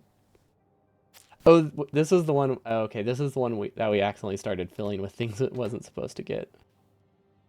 Oh, yeah, okay. I remember. I remember now. Yeah, this was a mistake. Okay. Um, Basically, I copied the wrong rocket for this. For all of these rockets, I copied the rocket part rocket, not the non-rocket part rockets, the resource rockets, which meant they all started filling with rocket parts. And that was bad. That was bad. Might be easier to eat a Milky Way in the Milky Way. Yo, I've done that. I was definitely the first to do it. I will claim this. I will happily claim that title. It's wrong, but I'll happily claim the title if somebody wants to let me. Wow, we need to fix processing units. We're getting like 1 per hour. I mean, I guess we don't use a ton of them, but yeah, we definitely have a processing unit shortage, which makes sense because they're limited on green chips. Okay, so it looks like we just need more green chips again, which is funny because we've expanded it like 3 times. I've never, I mean, I've produced this many green chips before. I've just never produced them this much in like a casual just playthrough. And I just kind of forget that it's very easy to use this many green chips, even when you're not going for like a speed run. Because I mean, it's only like 2 or 3 science per minute in vanilla. It's like like 3 or 4 belts of green chips. Sneaker and sneakers. If is that just a fun pronunciation of Snickers or is that an actual chocolate bar? Because I'm actually not sure now. Also, has this built yet? It has. Okay, moment of truth. Which one's correct? All of them work. Literally all of them work. Okay, we'll go with the one that has them in the middle. Okay, we'll go with this one. Cool. So now we can try to remember how this is built. And then we'll use red, because red is cool. That's not red. There you go, red. Okay, is that how we do it? We need to set train limit. You know what? We have it somewhere, right? Okay. How did this work? We connected the wire. It went through. I don't think that mattered, but it did go through. Input divided by 20K. That's the fill capacity. And that's how many trains we request. So we can use the same logic for the warehouse. Output L. Okay, that's straightforward enough. We're only requesting 1 train here, though, which means... How full do I want it to be? If I do 300, that will only ever request 1 train. That's more than 1 train can hold, but I don't want it to ever request 2 trains. But yeah, that should be fine. Yeah, okay, so we can do... Let's just do 300. It shouldn't... At a steady state level, it shouldn't make a difference. It just means it's never going to fully empty, but that's fine. Core fragments. Divided by 300. Output L. And then I don't think these need to connect. I don't think it makes a difference either way, though, because it's outputting... This only is reading the L signal. I didn't do it right. I did not do that right. What did I do wrong? Um, hold up. I did something wrong.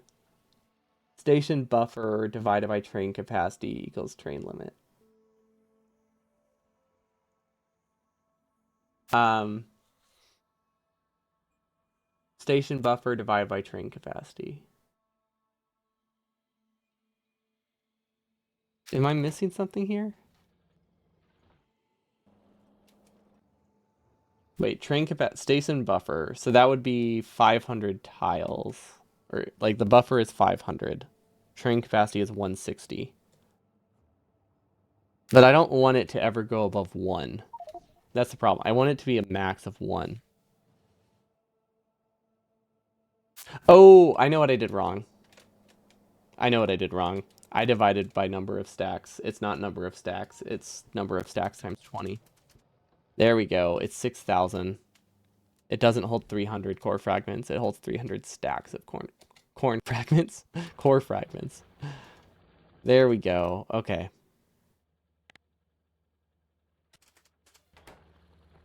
There we go. Train limit is 1. Okay, perfect. I'm ignoring train capacity in this one because I don't have... I mean, technically, I could request 2 trains here. That wouldn't break things, but figured I might as well be somewhat safe for once. Okay, so this will just be called core in. Nope. No, it will not. Core auto core in. If you only want 1, then use the decider combinator.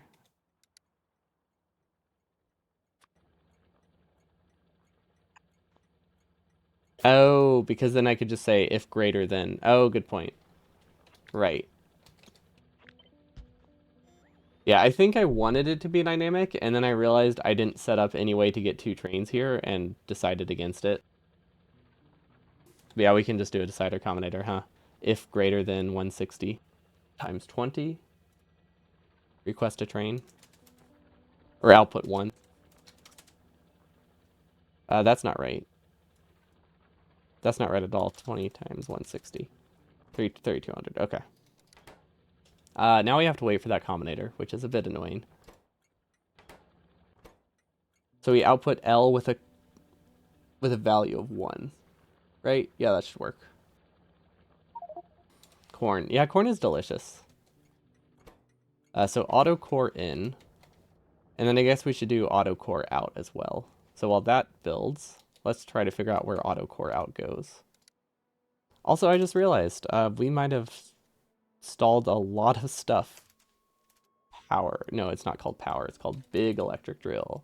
Or big electric pole. There we go.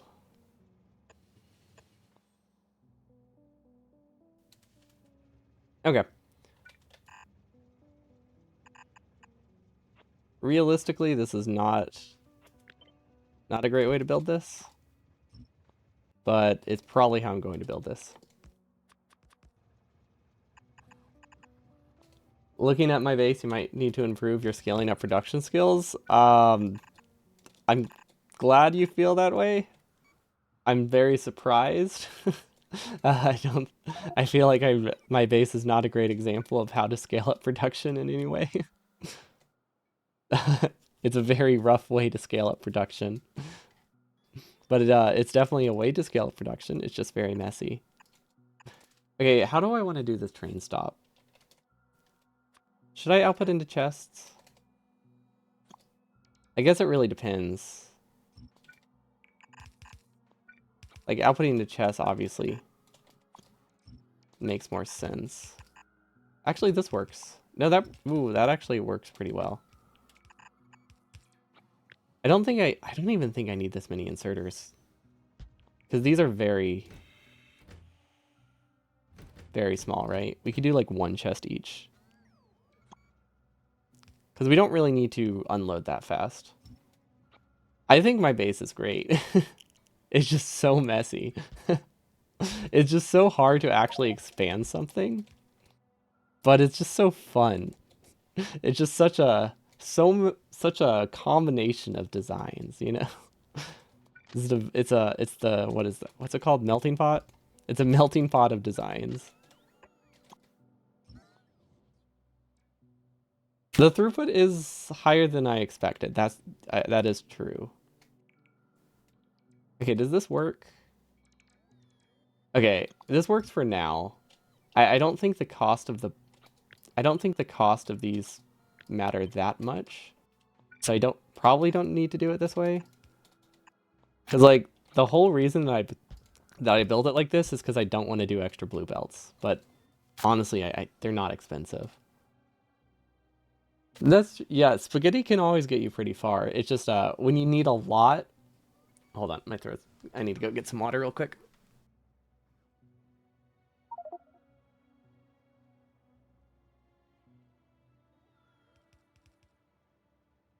It was a little bit out of reach.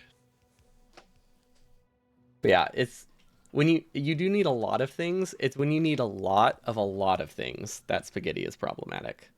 Like it's great for a lot of things. It's just when you need throughput of a lot of that. Although I guess there are some things I still only need in low throughput. Like I really just need to get a circuit factory. Like the non-space exploration things, the red chips, the blue chips, and the green chips. If I could do those in a non-spaghetti way, that's just like something I could paste somewhere on the base, I think that would solve most of my issues.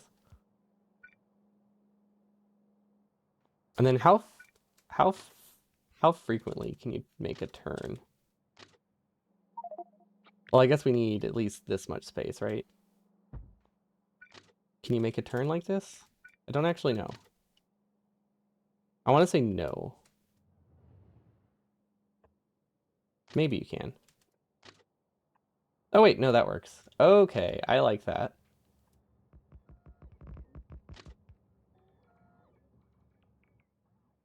Feel like those are not even. I actually don't like that.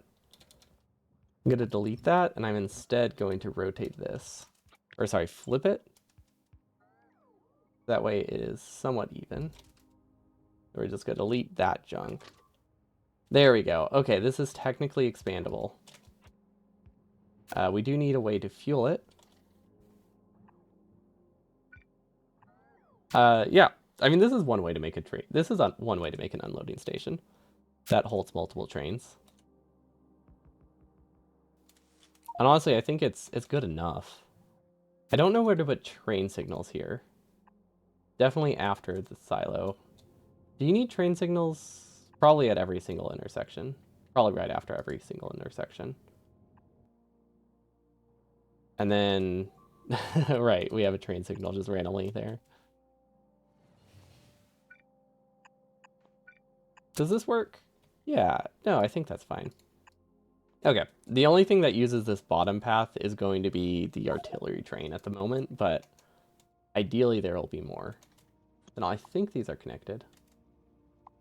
Is there any way for me to delete just that? I don't think so. I can delete it if I right click it, but I don't think I can delete it with a blueprint. Yeah, this looks good. So this will have a train limit of 1. And this will be called auto core out. There we go. And that's just the only reason I'm including auto there is because this one is not designed to use these ones because I don't want to convert the old stations. What happens to the train when No Stains is requesting a train session? Where will they wait? They will wait here. This is the waiting area right now.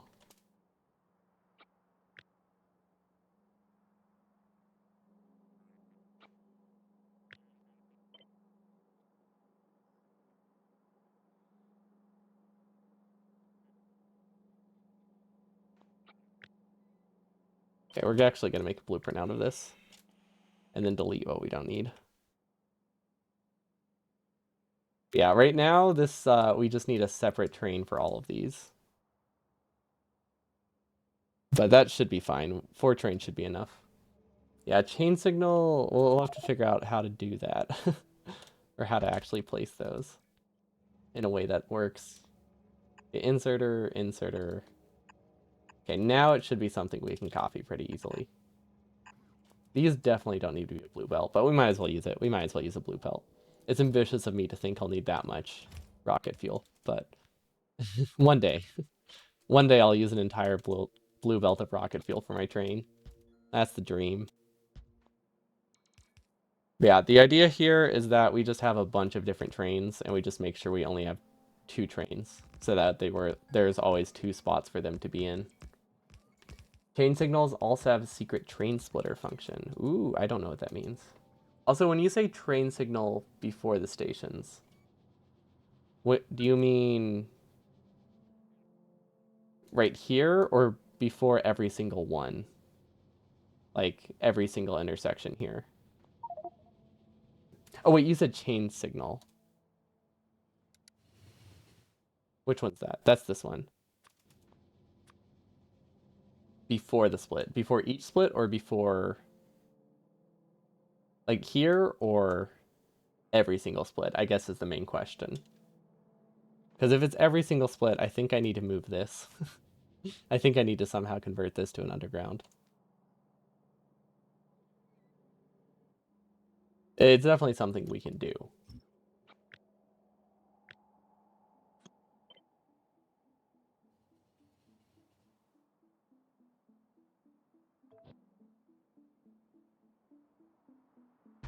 I like this. This is great. The split. Okay, the split. That would be this one. Okay, cool. I just wanted to check that it was the split because at the time I think when you said that I only had one split so far, so I wasn't sure if it was this split.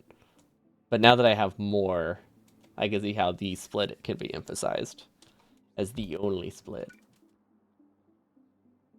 And then here as well, I kind of forgot that. So that way that one's in a different section. Okay, perfect. I think technically this works. Probably. I mean, maybe maybe that's ambitious of me to say already. Okay, I think at the very least I should have... Okay, at the very least I should have two chests. I'm looking at this now. And I should have two. Okay, that actually means all of these need to be shifted. Huh, there has to be a better way. Can I do it without shifting it? I mean, I could use a splitter. No, wait, a splitter wouldn't work. Because I should probably at least be able to get a full blue belt, right? I don't think I... Technically, I don't think I can chain this enough to get a full blue belt out of any of these, so it probably doesn't matter. But I like to think that I could. I actually don't know how fast these get. It probably takes... Wait, how many... I guess technically you only need... They get up to like 12 per second, right? 10 to 12 per second? Let's see. Stack size 12, 23 per second. Belt speed 90 items per second. What belt speed is that? Probably space belt. Okay, so technically they can get up to 23 items per second. So that could saturate a whole belt. Somehow. Although not with the outputs that I have. Okay, yeah, we just need to shift all of these. I think the easiest way to do it is to just deconstruct everything, right? Or just deconstruct the belts. Deconstruction planar. Blue belt. And red. Blue underground. We don't have any splitters, so we don't need to deconstruct those.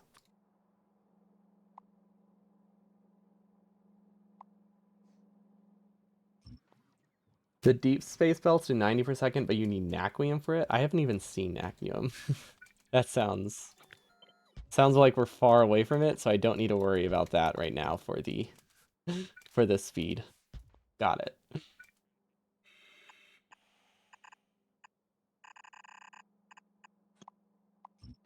You know what? This works. This works. Okay. Yeah, this should be fine.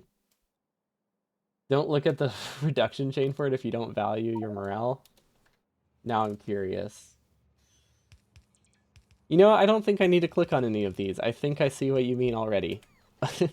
If there's 10 things labeled Naquium, that means it's at least like 3 or 4 times more complicated than what we've already done. And I imagine it's more than that. I see what you mean. Let's leave it there. Okay, can I shift this over a tile? Nah, now we'll just accept that there's 5 there. That's fine. Okay, there we go. So this is pretty straightforward. Doesn't really change much. Honestly, I could sideload it at the top too. I don't think it matters. Technically, this is a little bit cheaper, and I think I like the look of it. Wait, can I just upgrade these? Oh yeah, I can just upgrade these. I was worried I was about upgrading the chest, but obviously that doesn't matter. There we go. Does this work? I think this works. Yeah.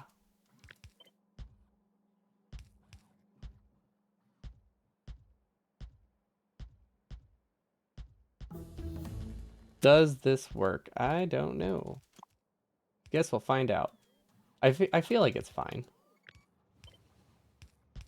Yeah, no, this is perfect. This is exactly what I wanted. No, it works great. It's weird, but it works. Okay, now we need a train. And then this is a very, very simple train to set up. It just needs one thing, 2 things, core in, core out. Auto core in, auto core out. And obviously these aren't building for some reason, so we'll have to figure that out. I think they're just waiting for bots. Also, we have a lot of blinking stuff. I should probably send resources to those planets so they stop blinking at me constantly. Honestly, I don't need these buffer chests up here. But I think I'll leave them. But yeah, they're definitely unnecessary. Okay, so this needs auto core in, auto core out, full cargo, wait. And then we'll also give it a backup just in case. But realistically, I think that should be enough. I don't know how fast they fill. We have a red belt, right? So max we're gonna fill half of a red belt, which is 7.5. That's 400, no. 1600 divided by... Wait, how much does a train hold? A train holds 800. So max it takes 2 minutes to fill, really? And then auto core out is empty cargo, or like 60 seconds. Because these have more inserters. We'll just do 2 minutes, that should be fine. That's why we have 4 trains. This is exactly why we have 4 trains. And then we copy it 4 times, and we hope we did it correctly, because I don't actually know. Okay, that's red, that's a good sign. Okay, I think this is I think that works. I don't know what this chain signal does, but I appreciate the suggestion for it. I'm assuming it helps. That seems to be a fair assumption. Destination full. Is that good?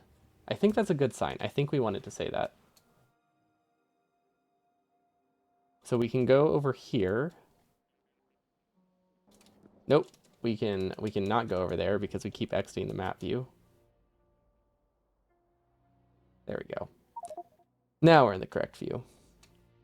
I imagine this looks horrible right now, but don't worry, it looks horrible for me too. The compression. Okay, perfect.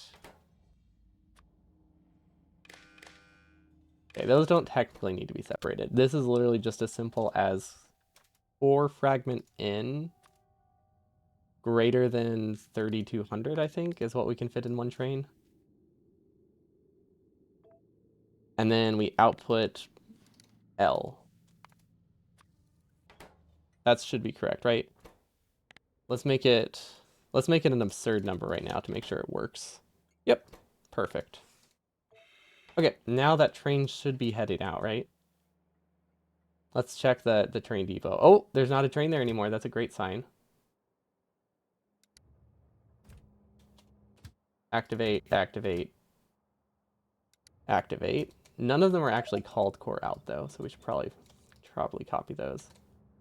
Perfect. Okay, these are just gonna blink and say destination full forever, but that's the intended design. Hopefully this actually connects. I don't know for sure. I'm assuming it makes it there eventually, but I think, let's see, we have it here, right? It has to go it has to go this far to fill up and then make its way all the way back down.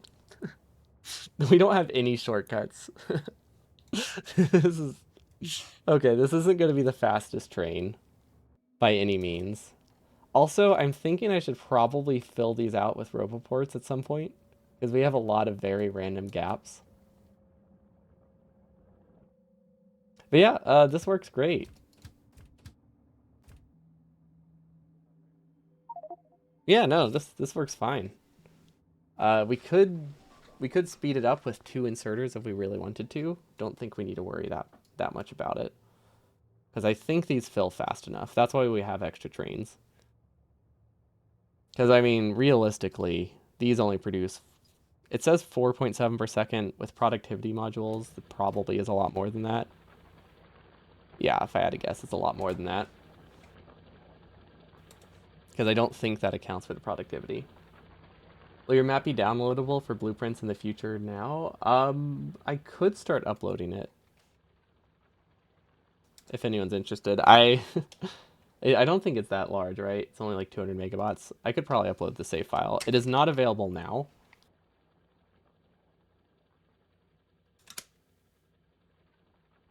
But yeah, I could probably do something to keep it somewhere if you want.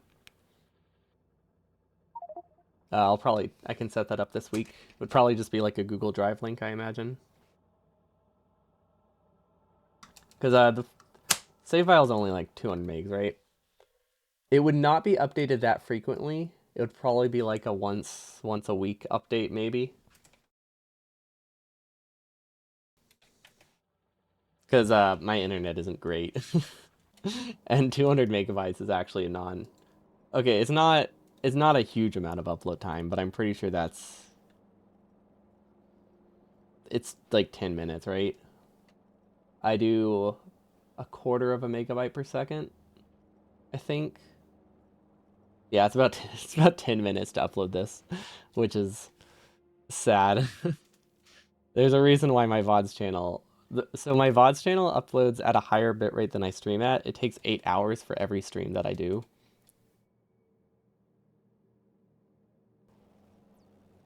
My stream is a lot lower quality than I like, but it looks fine until I do something like this. But I guess that looks bad for me too.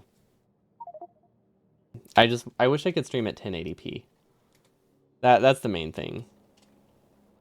But I have to do 720. Okay, what were we testing? Oh, right. We needed another core drill. Okay, so this works. Very surprising, if I'm being honest. I wasn't expecting it to work, but it works. It works great. Like this actually works really well. And now we do have this might not okay, I might have spoken too soon. I haven't confirmed that it works, but it probably does. So we will name this core mining. That's very specifically basic core mining. Gosh, I'm so excited for the parameters update because this could also be changed with parameters. Wait, can I make this more general? I can make this pretty general, right? Wait, I could just count any. Would that work?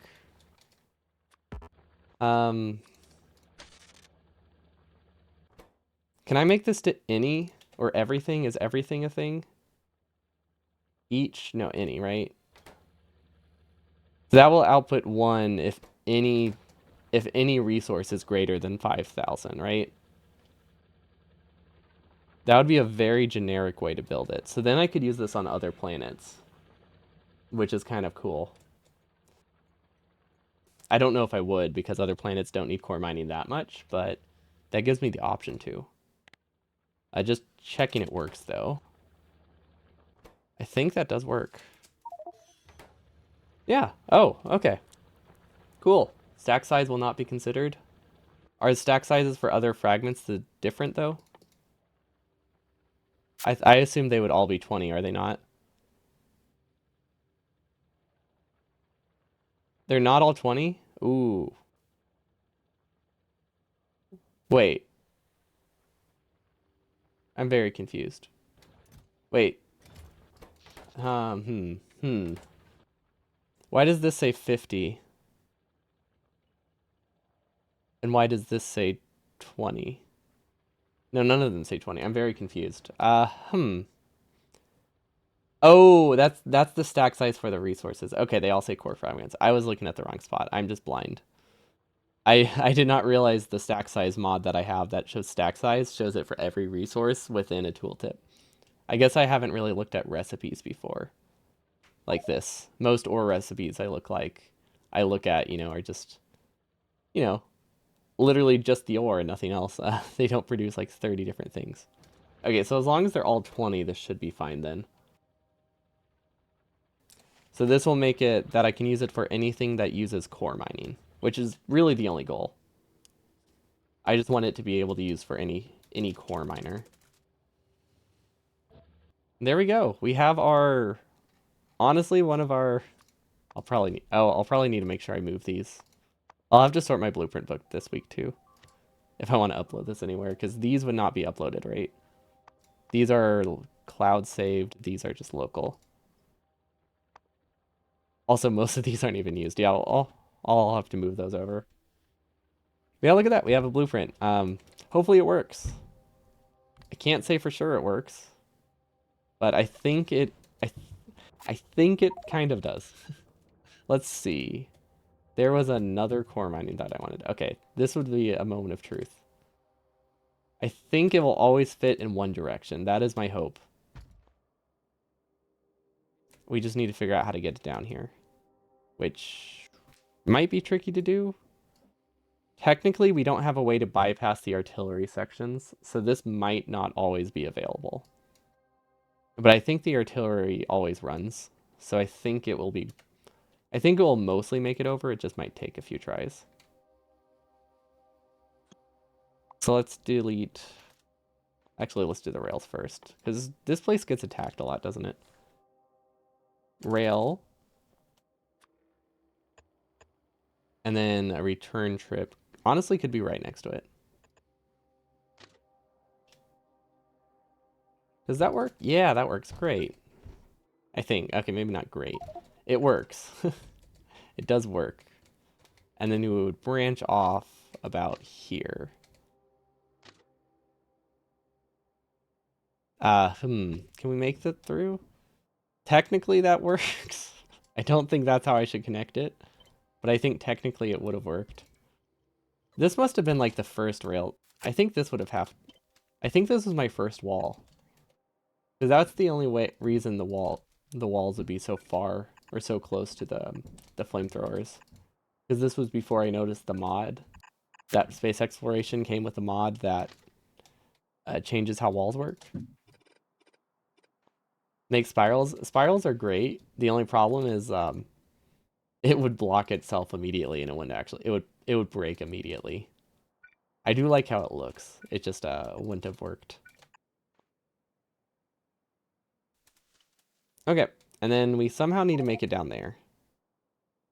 So we have a couple options. I think we should probably defend it. I think that's the easiest option. And then I'm going to go against my advice again and copy these without blueprints. But we're aware of it now, so we'll be able to actually like plan for that. If we can find it.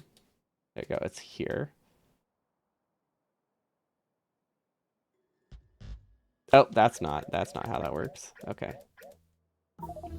You know what? Technically that works.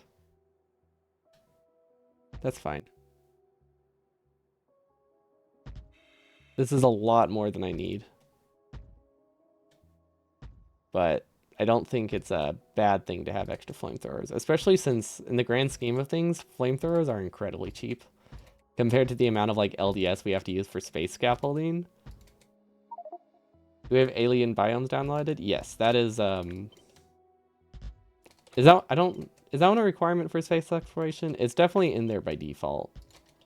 I don't know if it's a requirement, but it's definitely in the mod pack. The official mod pack, which is what I downloaded.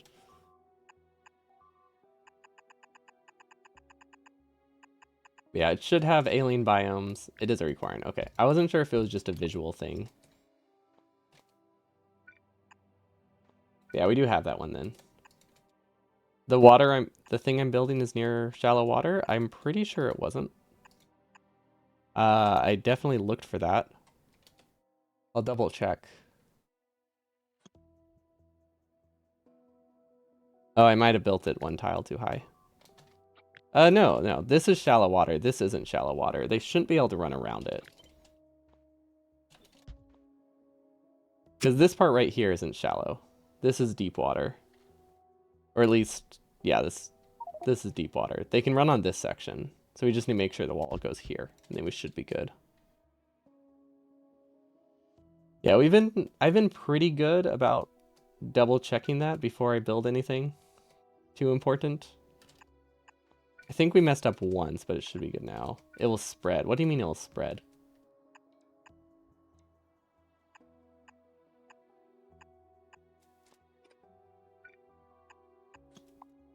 Does it spread? Oh, do the biters become landfill? Is that a thing?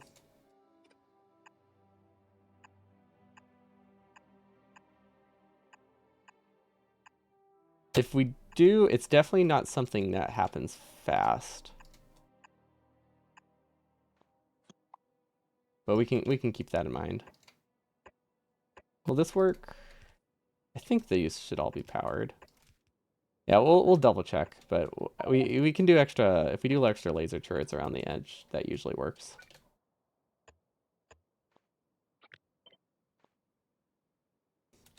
But yeah, pretty much all of our walls are built around shallow water, and it hasn't been a problem yet. Or at least fairly close to shallow water.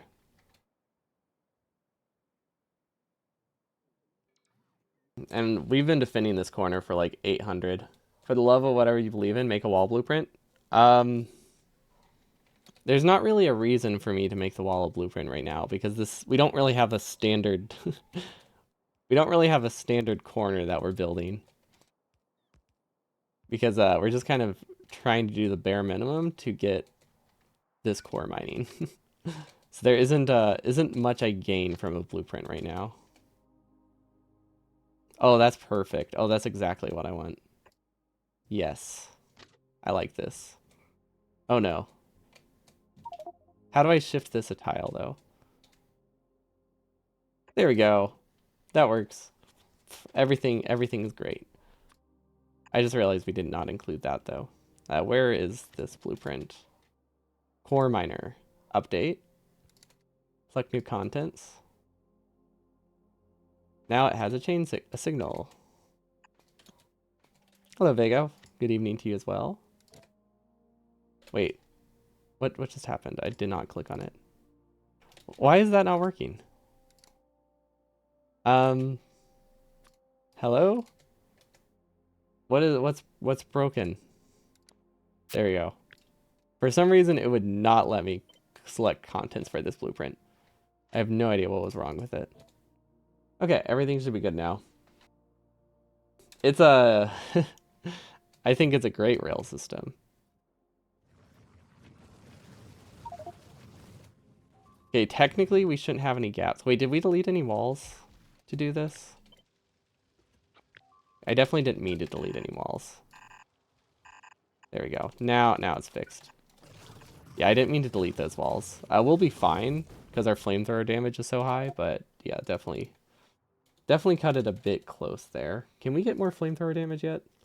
No, but we have plenty. You didn't have them there in the first place. If I didn't have them there in the first place, they weren't necessary.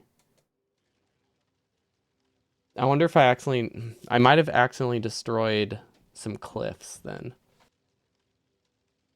Because there wasn't a gap here. Your favorite rail system is a narrow left-hand drive system? That sounds very scary. I don't think I could adjust to that. But yeah, it should be good now. Basically, the problem was I think this section was relying on cliffs, and I think when we pasted one of the blueprints, probably this one, it deleted the cliffs from here to here. Yeah, that must have been it, because we had left the gaps where the cliffs were. Occasionally switching to single tracks. Oh no. That sounds terrifying. You like left-hand drive because the signals are more compact? Really? It has like an impact? Is it because they go between the rails or something? As opposed to like the outside of the rails? When you do them in pairs?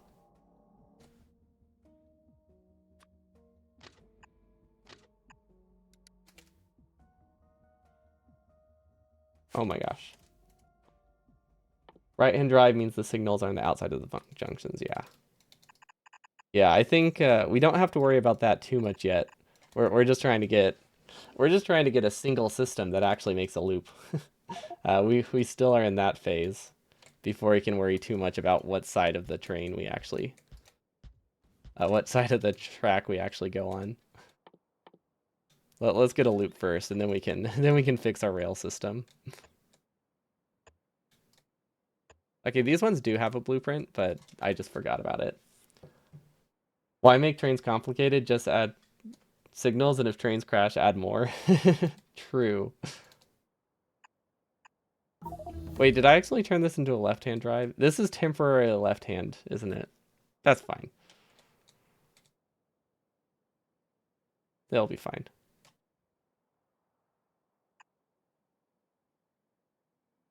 Probably. Yeah. I think it'll be okay. So hopefully we get power here before these die.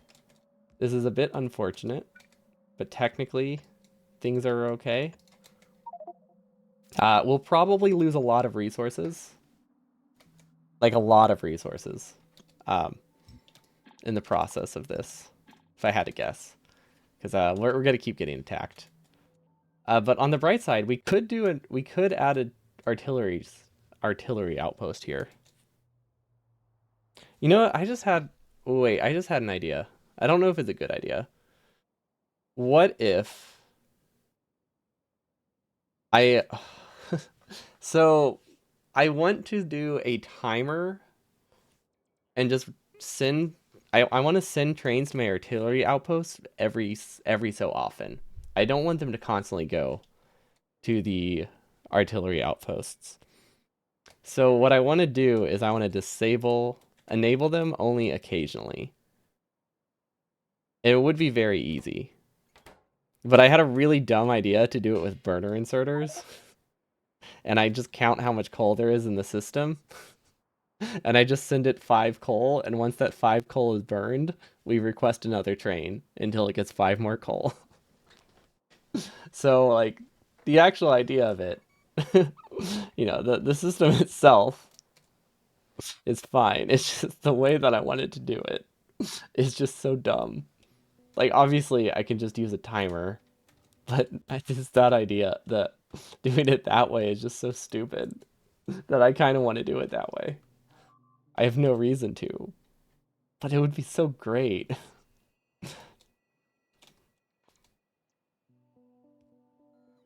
Well, yeah, there's obviously much better better ways to do it. You can count the inserter to grab items with a memory cell. You could also just do a timer. Like, there's so many better ways to do it. But that way sounds fantastic. Only downside of doing something like that is you're wasting a lot of fuel, probably. Sometimes it isn't about efficiency, but hilarity. The best way to do it is to download the Vigor Artillery mod. True, that is the easiest fix. You are correct there. Do I have enough Wait, do I have enough copper to expand this? Am I short on Am I short on circuits for the sole reason of me being lazy? Hold up. I think that might be the reason. Can I speed mod these? What are these limited by? Wait. I think I could add beacons. Oh, but then I don't have outputs. Well, that's fine. I could double the outputs. Can I double the outputs? Not on all of them. What if we use a substation? Just drop a color name and you'll change my color name, and I can change my color on command. Yeah, you can choose my player color. Uh, or a train color. You can do a train color too. Some people choose trains. I changed it because it used to be just it used to just be player color, and then I realized other games, like if I ever play something else, also have color options. So I made it more generic. Oh, you hoped it was my actual skin color. Gotcha. Does Factorio take hex values? It's RGB. If you use the color command, it might be able to use hex values, but I'm not sure. But usually it's just an RGB, like 255, 25, or 256, 256. Yeah, 255. I was right the first time. But I don't know I don't know about if you manually type the color change command.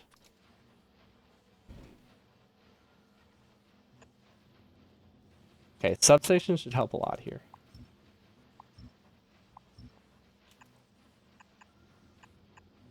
Okay. There we go. This will let us beacon these somehow. I think we need some undergrounds. Oh wait, can we beacon it? Wait. I don't know if we can beacon it with the setup we have. Should I just be sideloading these? Wait, why do I have these on a full belt? Oh, because of the prod mods. I could change how I do this. I need to get more throughput here, but this doesn't work. If I put a space here, that could work.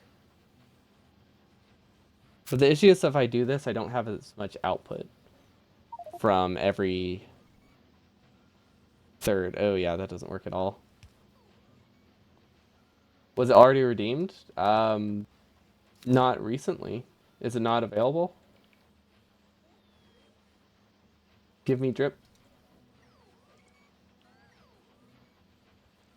I don't think it's been redeemed. Not recently. Not for a few days at least. Not available. What? That's not. It should be available. Oh, unless somebody was. Was it you using it right now? Was it just delay? Okay, that makes a lot more sense. Wait, I made that the wrong way. There we go. We'll look at the pink once I get these beacons placed. You was blind and didn't read. No, it hadn't gone through yet. No, don't worry, you weren't blind.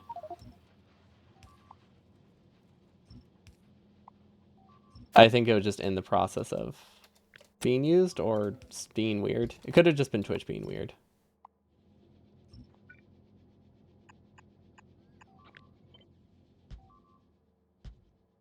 Okay, technically this works, but I think the throughput is lower, so it might not actually work. But I don't really see another great alternative. Let's see, what else can I do?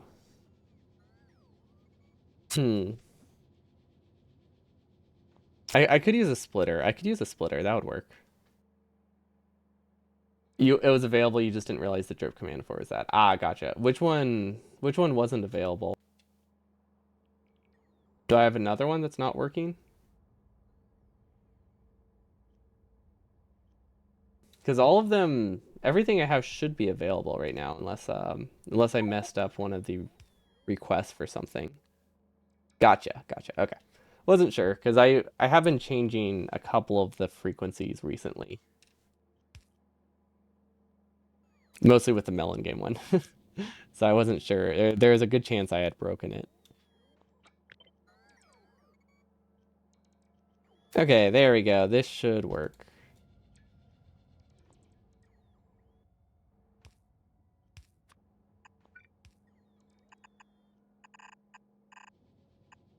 Perfect. Hello, Fluffy. I had a toaster remote. Nice. I like it. Increase construction bots. Oh, yes, thank you. They are actually very much lacking. Although right now it's not an issue of build speed, is it? Oh, oh no, it's bad. It's real bad. Okay. Is there any circuit that I can steal right now? I don't think so.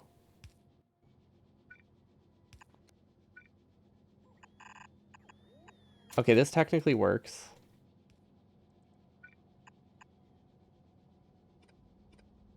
It's weird, but it does technically work. But yeah, we need to fix bots.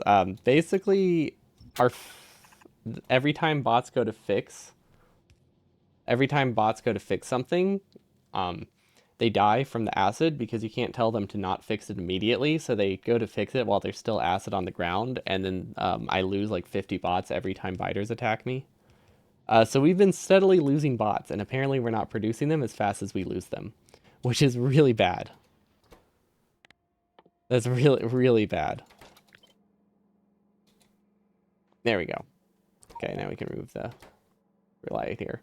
They're dying a lot to friendly fire too. They are not dying from friendly fire because I have a mod to stop that. I downloaded a fireproof bots mod because I didn't like them. I didn't like the blinking from that, and then it turns out they were dying from acid too, so it didn't actually fix everything. And yeah, it's only 720p. My internet is limited to like 1600, about 1600 bits per second for video. So that can only really do 720p 30. Unfortunately, we're looking into getting better internet, but at the moment they just don't offer any here. So there isn't really much I can do about it. But this should work. This lets us get an extra beacon, right? And then let's move this over a tile. I don't know if that cut off any other power. We'll do another. The stream quality is really high when you imagine it while tabbed into the game.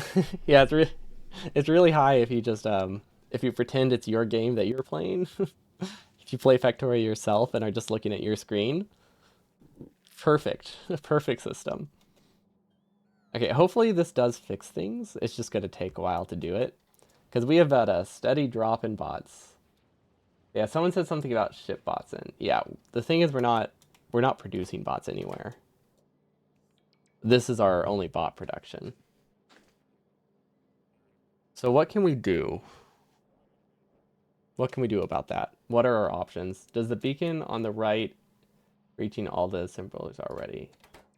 It's only reaching the right side of the assemblers. It can't reach through the assemblers. I don't have the extra wide ones yet. Yeah, it's barely producing. This is basically a handcrafted bots thing. We're just handcrafting bots at this point in time, effectively. Honestly, we would be faster if we handcrafted them. Obviously, the issue seems to be batteries. Oh, okay, so our fix for batteries didn't fix it. That doesn't help. We can also do this. Actually, we could do this since we're kind of desperate for bots right now. That definitely will help. We don't need more accumulators. What are accumulators being used for? What? Wait, is there a recipe that uses accumulators for something? I mean, this does, but this hasn't launched in ages. Read the bot statistics from Roboport? That's what we're doing. Um, that's how we control how many bots we have. It's just the issue right now is that they're kind of broken, or that they're not producing enough. Like, we just don't get enough. We don't get enough of these things, which makes sense. Looking at it now, it's very broken. Okay, so I have an idea. And it's just called using a splitter. which is a brilliant plan.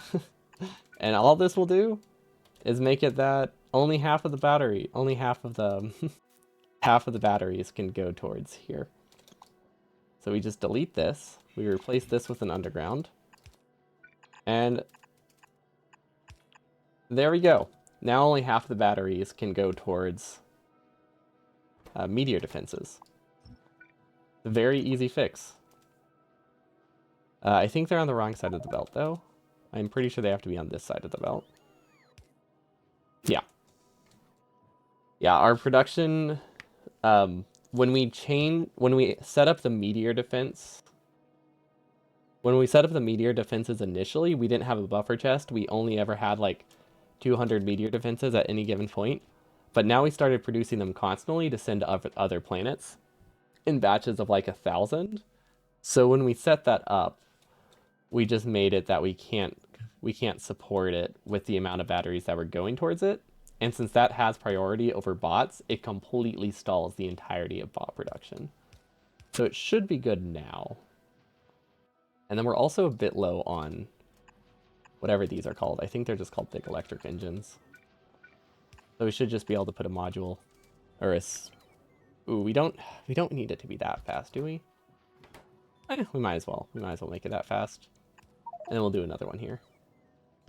Okay, so hopefully those are powered. Why is my base so compact? Because we're using belts and spaghetti, so we just kind of put things wherever we can.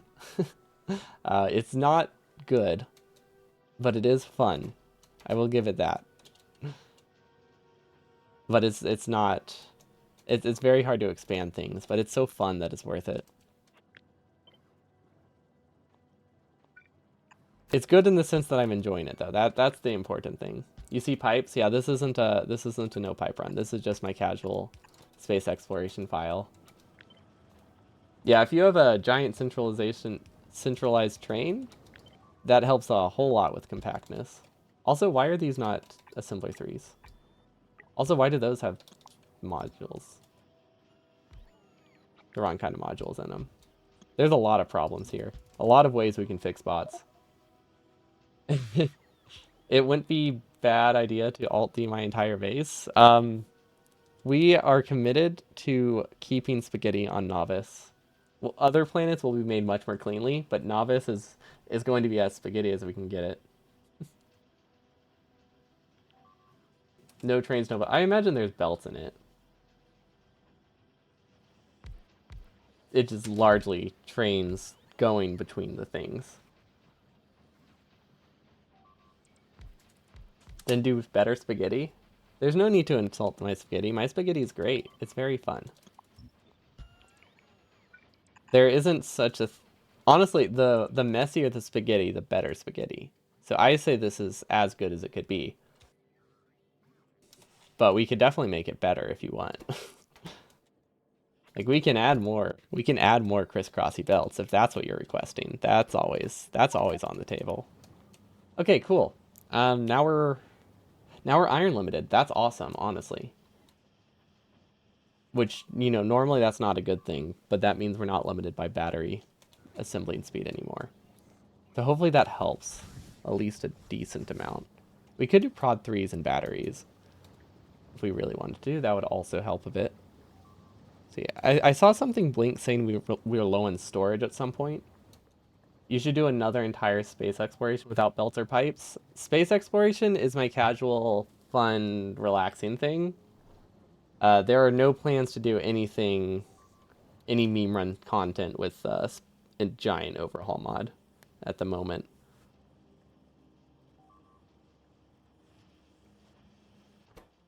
Because this is just my relaxing weekend, my relaxing weekend thing. Maybe if I get desperate for ideas, but at the moment, I think we have at least like a year or two before we have to worry about that. We do have to figure out how to get iron over here.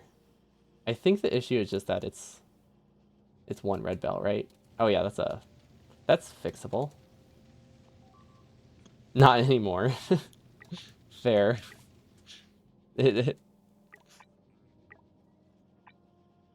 We have to commit now. We have to turn it into as messy of a run as we can. It has been demanded. This is such a weird way that I'm getting iron over here, but I mean, it does the job. Okay, that should give me iron for batteries. Okay, copper is also limiting. Copper, though, I don't know why that one's limiting so hard. Oh, there's like a single yellow belt here that's making it that it can't get a full belt through. Okay, that would do it. That would definitely do it. Okay, there should be enough iron. There should be enough copper here that it can make it. Yeah, I think copper production is fine. Okay, hopefully that increases our bot production. Is there... There's a consumption. I'm assuming there's not a graph to track bot deaths. But if we look over the past 10 minutes, we didn't produce any for a while. But now we're producing them again. Okay, so we should be good on bots. Like, it should be increasing at least. Of course, now it's not getting green chips. So that's a whole other can of worms. Because the kills count? Does that count non-player kills though? Because if they're not from me.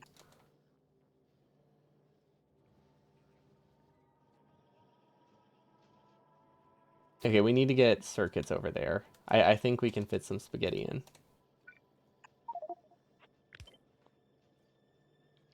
Some bots aren't working. Well, that's because we haven't connected green chips yet. We need to get more green chip production up there, which we definitely have. We just, it's over here. So we can just cut right through here, no problem. We have to do really short fixes right now. We can't take on a project to do actual expansions because we don't have bots. So right now, our only option is to do really small band-aids. We will definitely need to get actually get more smelting soon. At the moment, though, we just have to do a quick fix, a quick band-aid, some kind of band-aid just so it starts working. And that should be fine. Cool. Some bots aren't working. Start building something. I mean, none of the bots are working right now. I just need to make sure they're producing, though, before I do something. Because we've lost like 50 bots. Shocking. Okay, let's look at kills. Yeah, kills, I don't think will really track anything, will it? Oh, wait, no, it does. We have lost 100 bots this hour. And 1,000 bots in the past 10 hours. But in the past 10 hours, we have only produced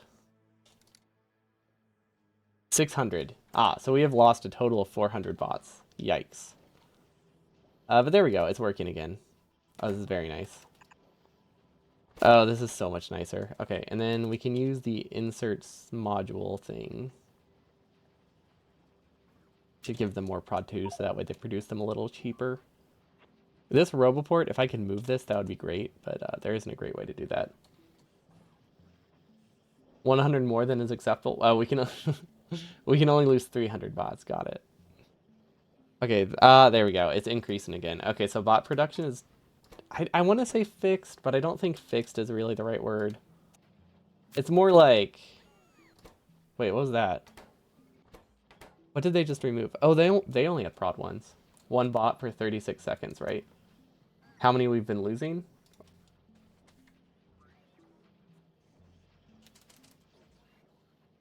I'm not sure. Yeah, yeah.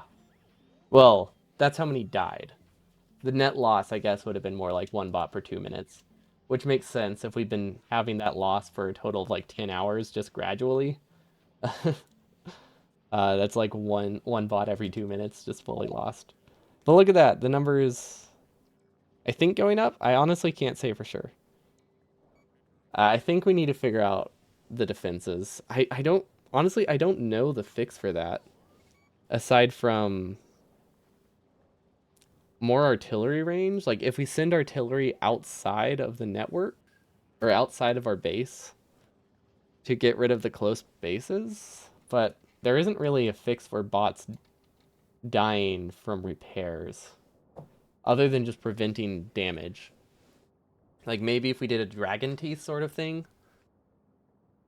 I've heard those are decent. I don't know how well they work for behemoths though. But maybe if we set up dragon teeth, so that way instead of attacking, they just try to go through and then they burn. That's an option. Tank and spend 2 hours killing bugs. It would be way more than 2 hours. Yeah, we could remove repair packs from the network. Um, honestly, that's not a terrible plan.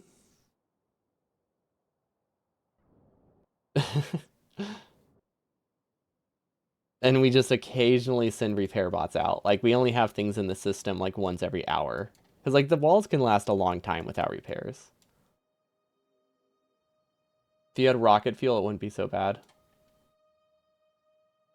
What do you mean if I had rocket fuel? Also, why was that? That's weird that that was considered a link but went through. Do dark trains. Which train? Which train do you want dark?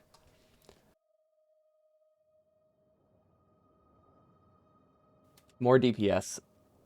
I guess, yeah, I always just assumed that the problem was spitters, but I guess it is actually biters.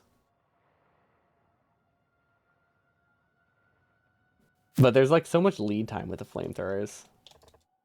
We could just do this. Does this fix it? Oh, yeah, I think we need to switch these over to flamethrowers at some point. Bots can die to fire when repairing. No, they cannot. You might have been there when I said it. We have this mod on, Fireproof Bots, because that was annoying me, and it just doesn't really make that much sense. It doesn't make sense that they can die to acid either. That's on the ground. You got banned once for typing the color black on Twitch? Why?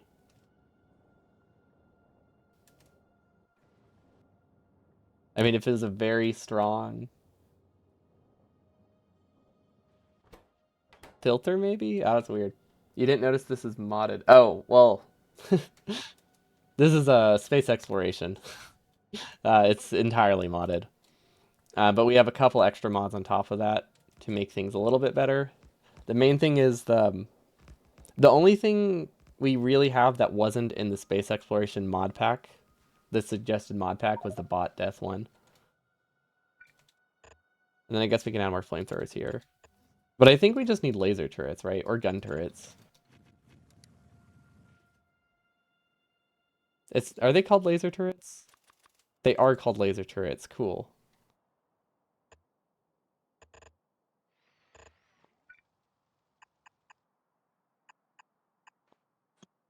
Hmm. No, wait, let's not delete that one. Let's delete this one. Does this work? I don't know. It might work. Let's see. That probably won't do much. Factorio spaghetti any percent? We'll just make as time ends when your spaghetti is as bad as you can possibly make it. It's a very hard run to regulate. Substations. Let's see where are those at. Wow, if I made it one tile would higher, it would have been great, easier to connect. Okay, it's a race to 0 UPS. This is the new 100% run. Actually, I wonder what would be worse. Do you think you could get to 0 UPS in space exploration or 100% easier?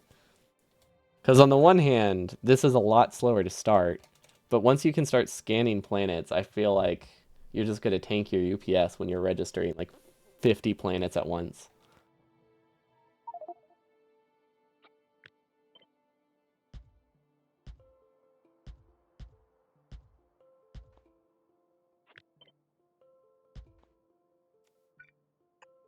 Yeah, I feel like I guess since if you're going that low, it probably would be a lot easier. Like if you're racing to like 60 peak FPS or something, you could probably do that faster in vanilla. But if you want to go really, really low, you probably would have better luck in this. Okay, let's see if this does the job. I feel like it might. It might help a little bit. But yeah, we just need to. I think yeah, we do need more UPS or DPS. Sorry, not UPS. Although I don't really know where we're losing most of the bots. Spaghetti belts with 30 by 30 balancers in a loop. That's true. You could just paste like if you paste a ton of burner inserters, those are terrible for UPS. Just anything in a loop. Like any inserters in a loop is also going to be really bad. I feel like you have lots of options there. You don't necessarily need a lot of production, you just need a lot of inserters that are doing nothing. Okay, well that's the bottom part of our base. Really don't know if it fixes anything. Uh-oh. How did bots delete that so fast? What the heck, bots? Why are you actually being good now? Okay, well, hopefully that decreases our bot loss. Honestly, even with all these like wasted belts and flamethrower pipes and flamethrowers and stuff, this might actually save us resources.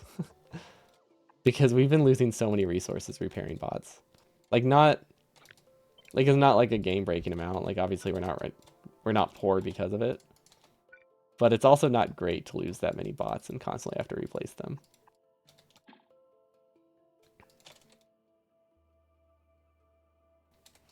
And then what else? We got that corner. Okay, so we got that wall. This one is actually not getting attacked too badly. Although we're gonna do some manual expansions here just to keep it a little bit healthier. Just some lazy laser turret defense. And then we can probably just copy this, right? Look at that, it's copyable. We have a blueprint. A very, very messy blueprint, but a blueprint nonetheless. This actually isn't getting attacked that bad. But we'll do another row of flamethrowers. Then, actually this isn't getting attacked bad at all. But that will work. So will that. Where else is getting attacked? Here. Anywhere I see corpses, I'm just pasting this set of flamethrowers and hoping it works. Because it seems to do the job. We're not really getting attacked on other planets. Oh my gosh. I feel like a lot of our losses are probably up here, huh? I didn't realize up here was so bad. So we could do laser turrets. Yeah, that'll work. Yeah, perfect. Okay, hopefully that helps. I think we also are probably losing a lot of bots repairing turrets, but I don't think it's too bad. This must have been a pretty early wall though. Like looking at it, we don't have that many walls here that were built this close, except in the very beginning. Because when we started, I didn't realize I didn't realize this had the mod that made it that bots couldn't shoot over walls. So I was actually leaving the gaps to start with. But once I realized I had that, things got a lot simpler and we were able to make things farther away. Okay, does this work? Yes. Although those aren't really getting attacked. Although it's hard to say. You just killed all the fighters on the first two colonies, the third was already peaceful. Oh, colonies as in like new planets. Yeah, our other planets are very peaceful. Novice, I'm really hoping to eventually just get rid of all the biters. That's just a little bit too far away at the moment. Okay, is this getting attacked? Yes, okay. That should fix it. I didn't realize so many of our damages were coming from regular biters, to be honest. I just assumed they were splitters. I'll probably be wrapping up fairly soon, actually. I'm just noticing the time. I've been streaming for like 3 hours. It's been fun, but I can't go that much past 2 hours, 3 hours. I usually end up regretting it. It does not sit well with me. They only had a radius of 507. Novice is something like 7,000. Yeah, that's a much smaller area. I just made sure to only go to planets that were already peaceful, that only had meteor miters, meteor biters. Yeah, hopefully the shallow water doesn't come to bite me. It hasn't been a problem yet. Obviously, that doesn't mean it will never be a problem. But this has been like defending for like 50 hours and it hasn't. It hasn't really expanded the shallows yet. So we're at least probably good for a while. Of course, if it breaks, it's going to be very sudden. We're just going to have a lot of blinking. Maybe I should put some backup turrets somewhere. Don't know where, but backup turrets somewhere would probably be a good idea. Will that work? Is there a safe way to attach this? Yes, it's weird, but I'm trying not to break the line I currently have while setting these up. Because trading defenses for no defenses temporarily is very scary. These are not connected to power. How did we miss that? That was so close. It could have been connected on either side and we missed it. Never played this game before, wondering where to find it, and is it worth it? You can... Most people just buy it through Steam. You can also buy it directly from their website. I don't know if there's any reason to do that. I'm not sure. I know you can download the game from their website using a portable executable, like a zip file. Yeah, Steam. I think the only online source is Steam. I can't imagine it's on like Epic Games. Let's see. Yeah, I'm assuming it's just on the Steam, but you can also buy it directly from their website.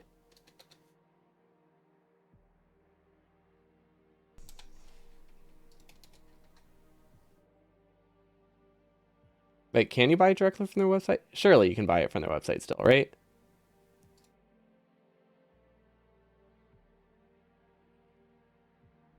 How big is my pollution cloud? Is manually artillerying the biters worth it to push them outside of your cloud? My artillery does not have enough range, and... Oh, there we go. Yeah, this is their website. But also it's Steam as well. I think this gives you the ability... This gives you a Steam key as well. But you can also just download it directly from their website. That's how I got the game. Because I think at the time it wasn't anywhere else.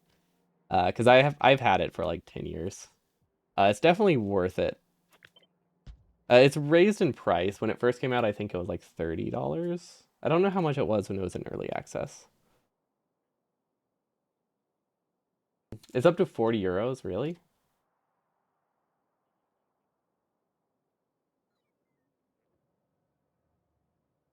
How big is my pollution cloud? So the issue with pollution goes this far. My artillery only goes like this far.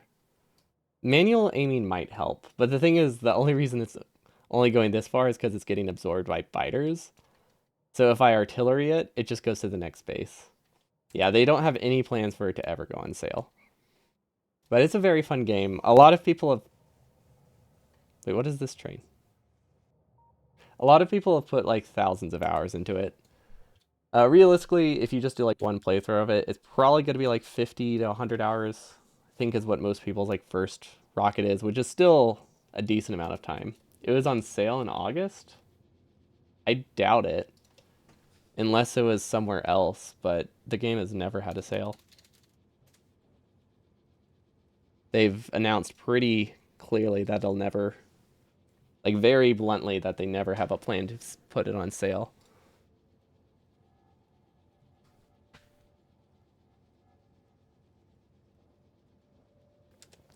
Could just be that how it's handled in price conversions in different countries is by calling it a sale.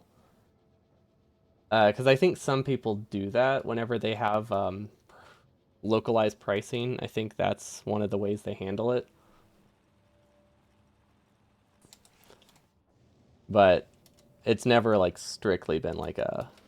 Never strictly had a sale. Also, I never showed it. We are pink. Processing Vita, you never thought you would need more sand. Wait, you need sand? Wait, is the Vegemite going to be my sink for all of the sand that I'm getting from elsewhere? Because that would be so nice. Because I'm currently realizing I am super backed up on a lot of resources.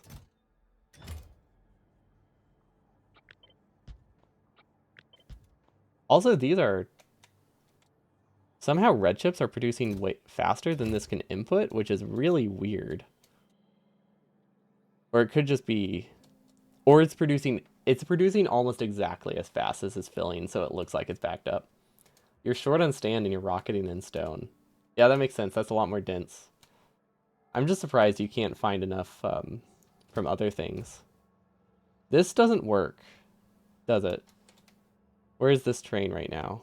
Did we break the train? Oh no, did we break a train? I feel like we broke a train. Waiting at core out. Standing at core out. Destination full. Core out. Okay. Wait. Oh no, it's still working. We just only have one thing here. You have overproduction of stones, you're just bringing it in. The inserter is limited by the slow belt. Um, I don't think we have enough stack size upgrades at the moment. Unless we have more than I thought. I thought we were like only had 6. Maybe we have more. Oh, we have a lot more stack size than I thought. Okay. Then we can delete it. Yeah, we don't...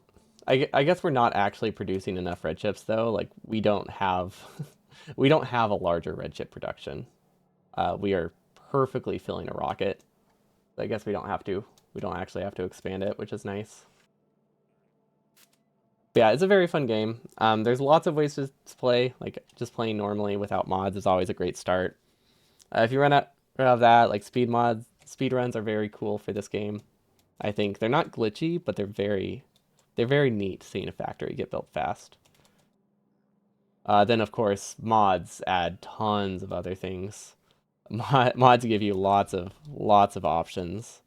Right now we're doing a very large overhaul mod, which is so far is like way longer than any casual playthrough I've done.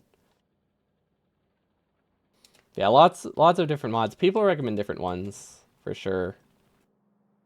I think it just depends what kind of complexity you want. Since like any of the overhaul mods are going to be complicated, but they're going to be complicated in different ways. And sometimes like you just don't like how a specific one is automated. Wait, did you suggest Pyanodons? Isn't that like really really large, or am I confusing that with Niall? The exploration takes on average 30 hours. Yeah, and Factorio takes on average like 50, so it's like much larger than base Factorio. And then the game will have actual DLC at some point, like in the next 100 hours. Yeah, I don't know. Uh, on average, 300 hours. That sounds. I guess it depends how you play, for sure, Beef taco, beef and how much time you taco. spend messing around. I've never actually heard of someone beat base exploration. I've only ever seen people go for like arbitrary science goals. I don't actually know what the win condition is, honestly. I know there's a secret one that's way faster. But yeah, I do play a lot of games. For the most part, Factorio is the only one I stream. Also, I need to see where my bottlenecks are, but Factorio is the only game I tend to stream. Thursdays, I occasionally do stream a non-Factorio game. I think I'll be doing Dice and Sphere Program this week. Because I've been meaning to do that for a while, but keep forgetting. Especially since they have the update now. I guess the issue with Factorio with space exploration is if you play it half as slow as someone else, your win difference is going to be like 300 hours. It's not going to be a difference of like 50 hours like base game. It's going to be the difference between like 300 hours. Okay, I think these were just inserter limited, so this should help. I didn't realize that was what the bottleneck was. Also, we could probably speed mod the top one. But yeah, I like playing factory games occasionally. Although off stream, I don't tend to play many of those. Mostly because I stream them like 15, 20 hours a week.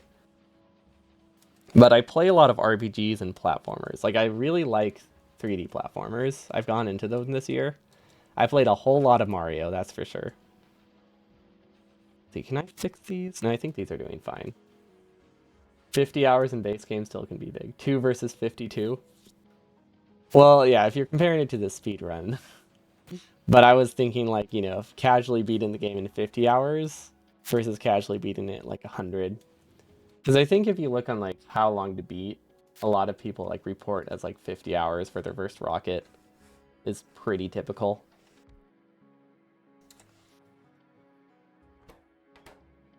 Okay, this looks much nicer. Is it wire input limited?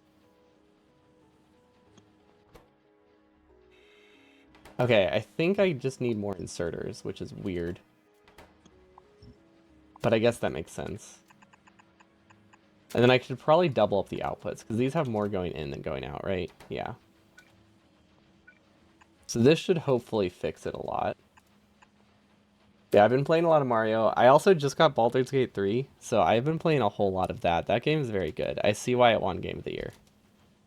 It's a lot buggier than I expected, though, considering it has such high ratings. But it's still, if you ignore the bugs, it's a very, very fun game, and I get it.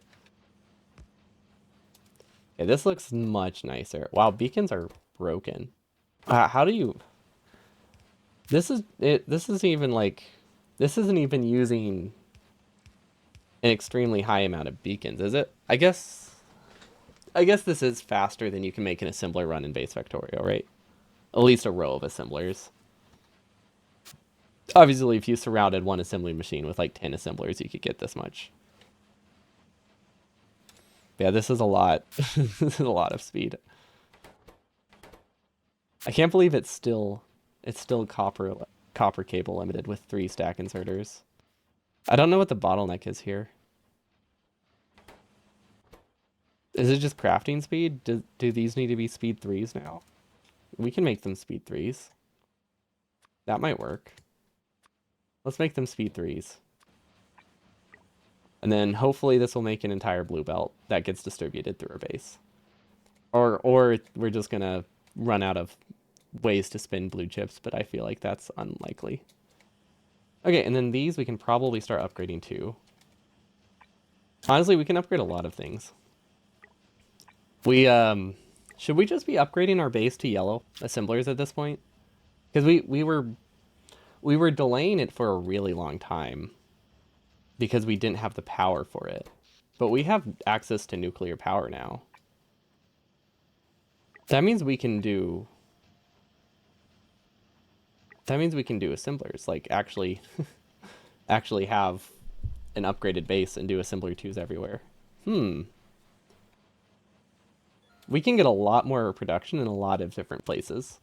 Like we don't even need speed. Just going from prod 2s with or assembler 2s with prod 1s in it to assembler 4s with prod 2s in it is like 15% more resources for free, aside from the power cost, right?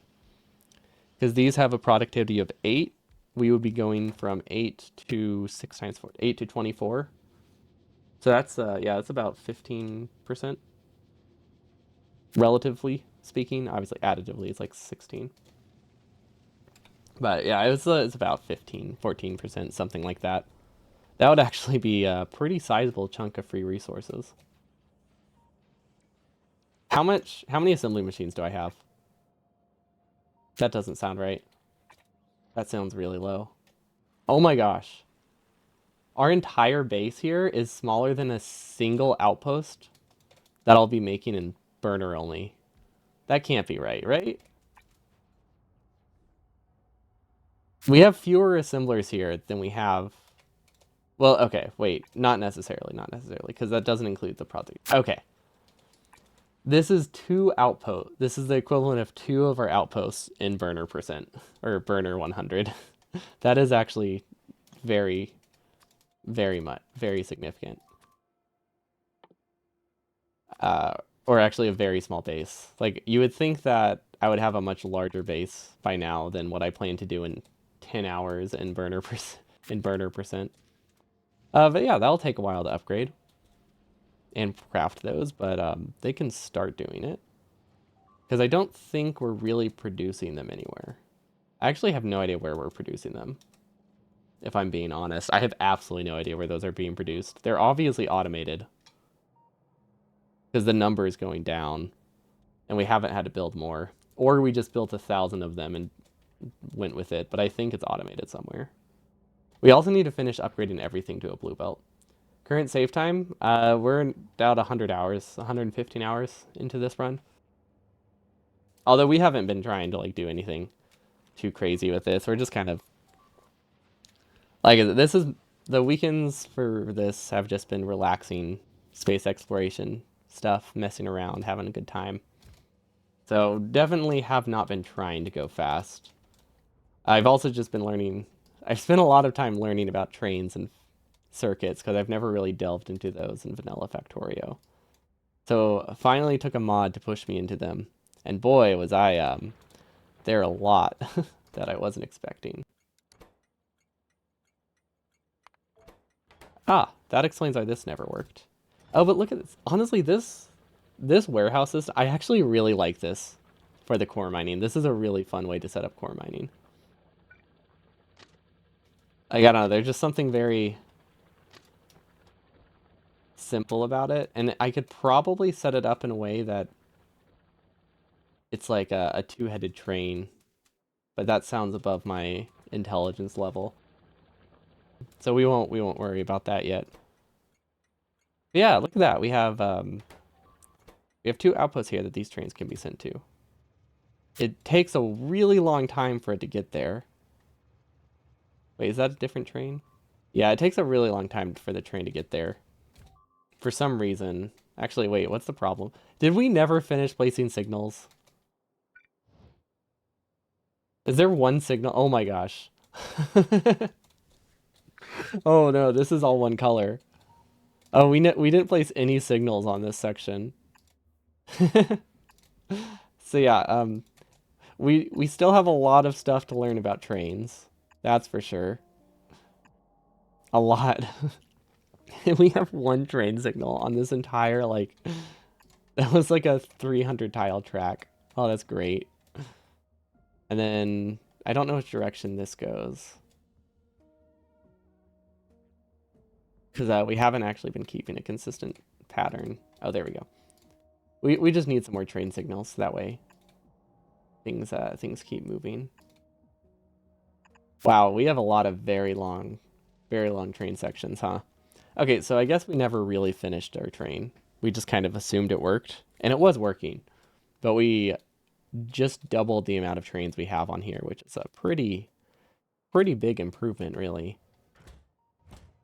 Artillery train works. Okay, we'll need to figure out our artillery automation.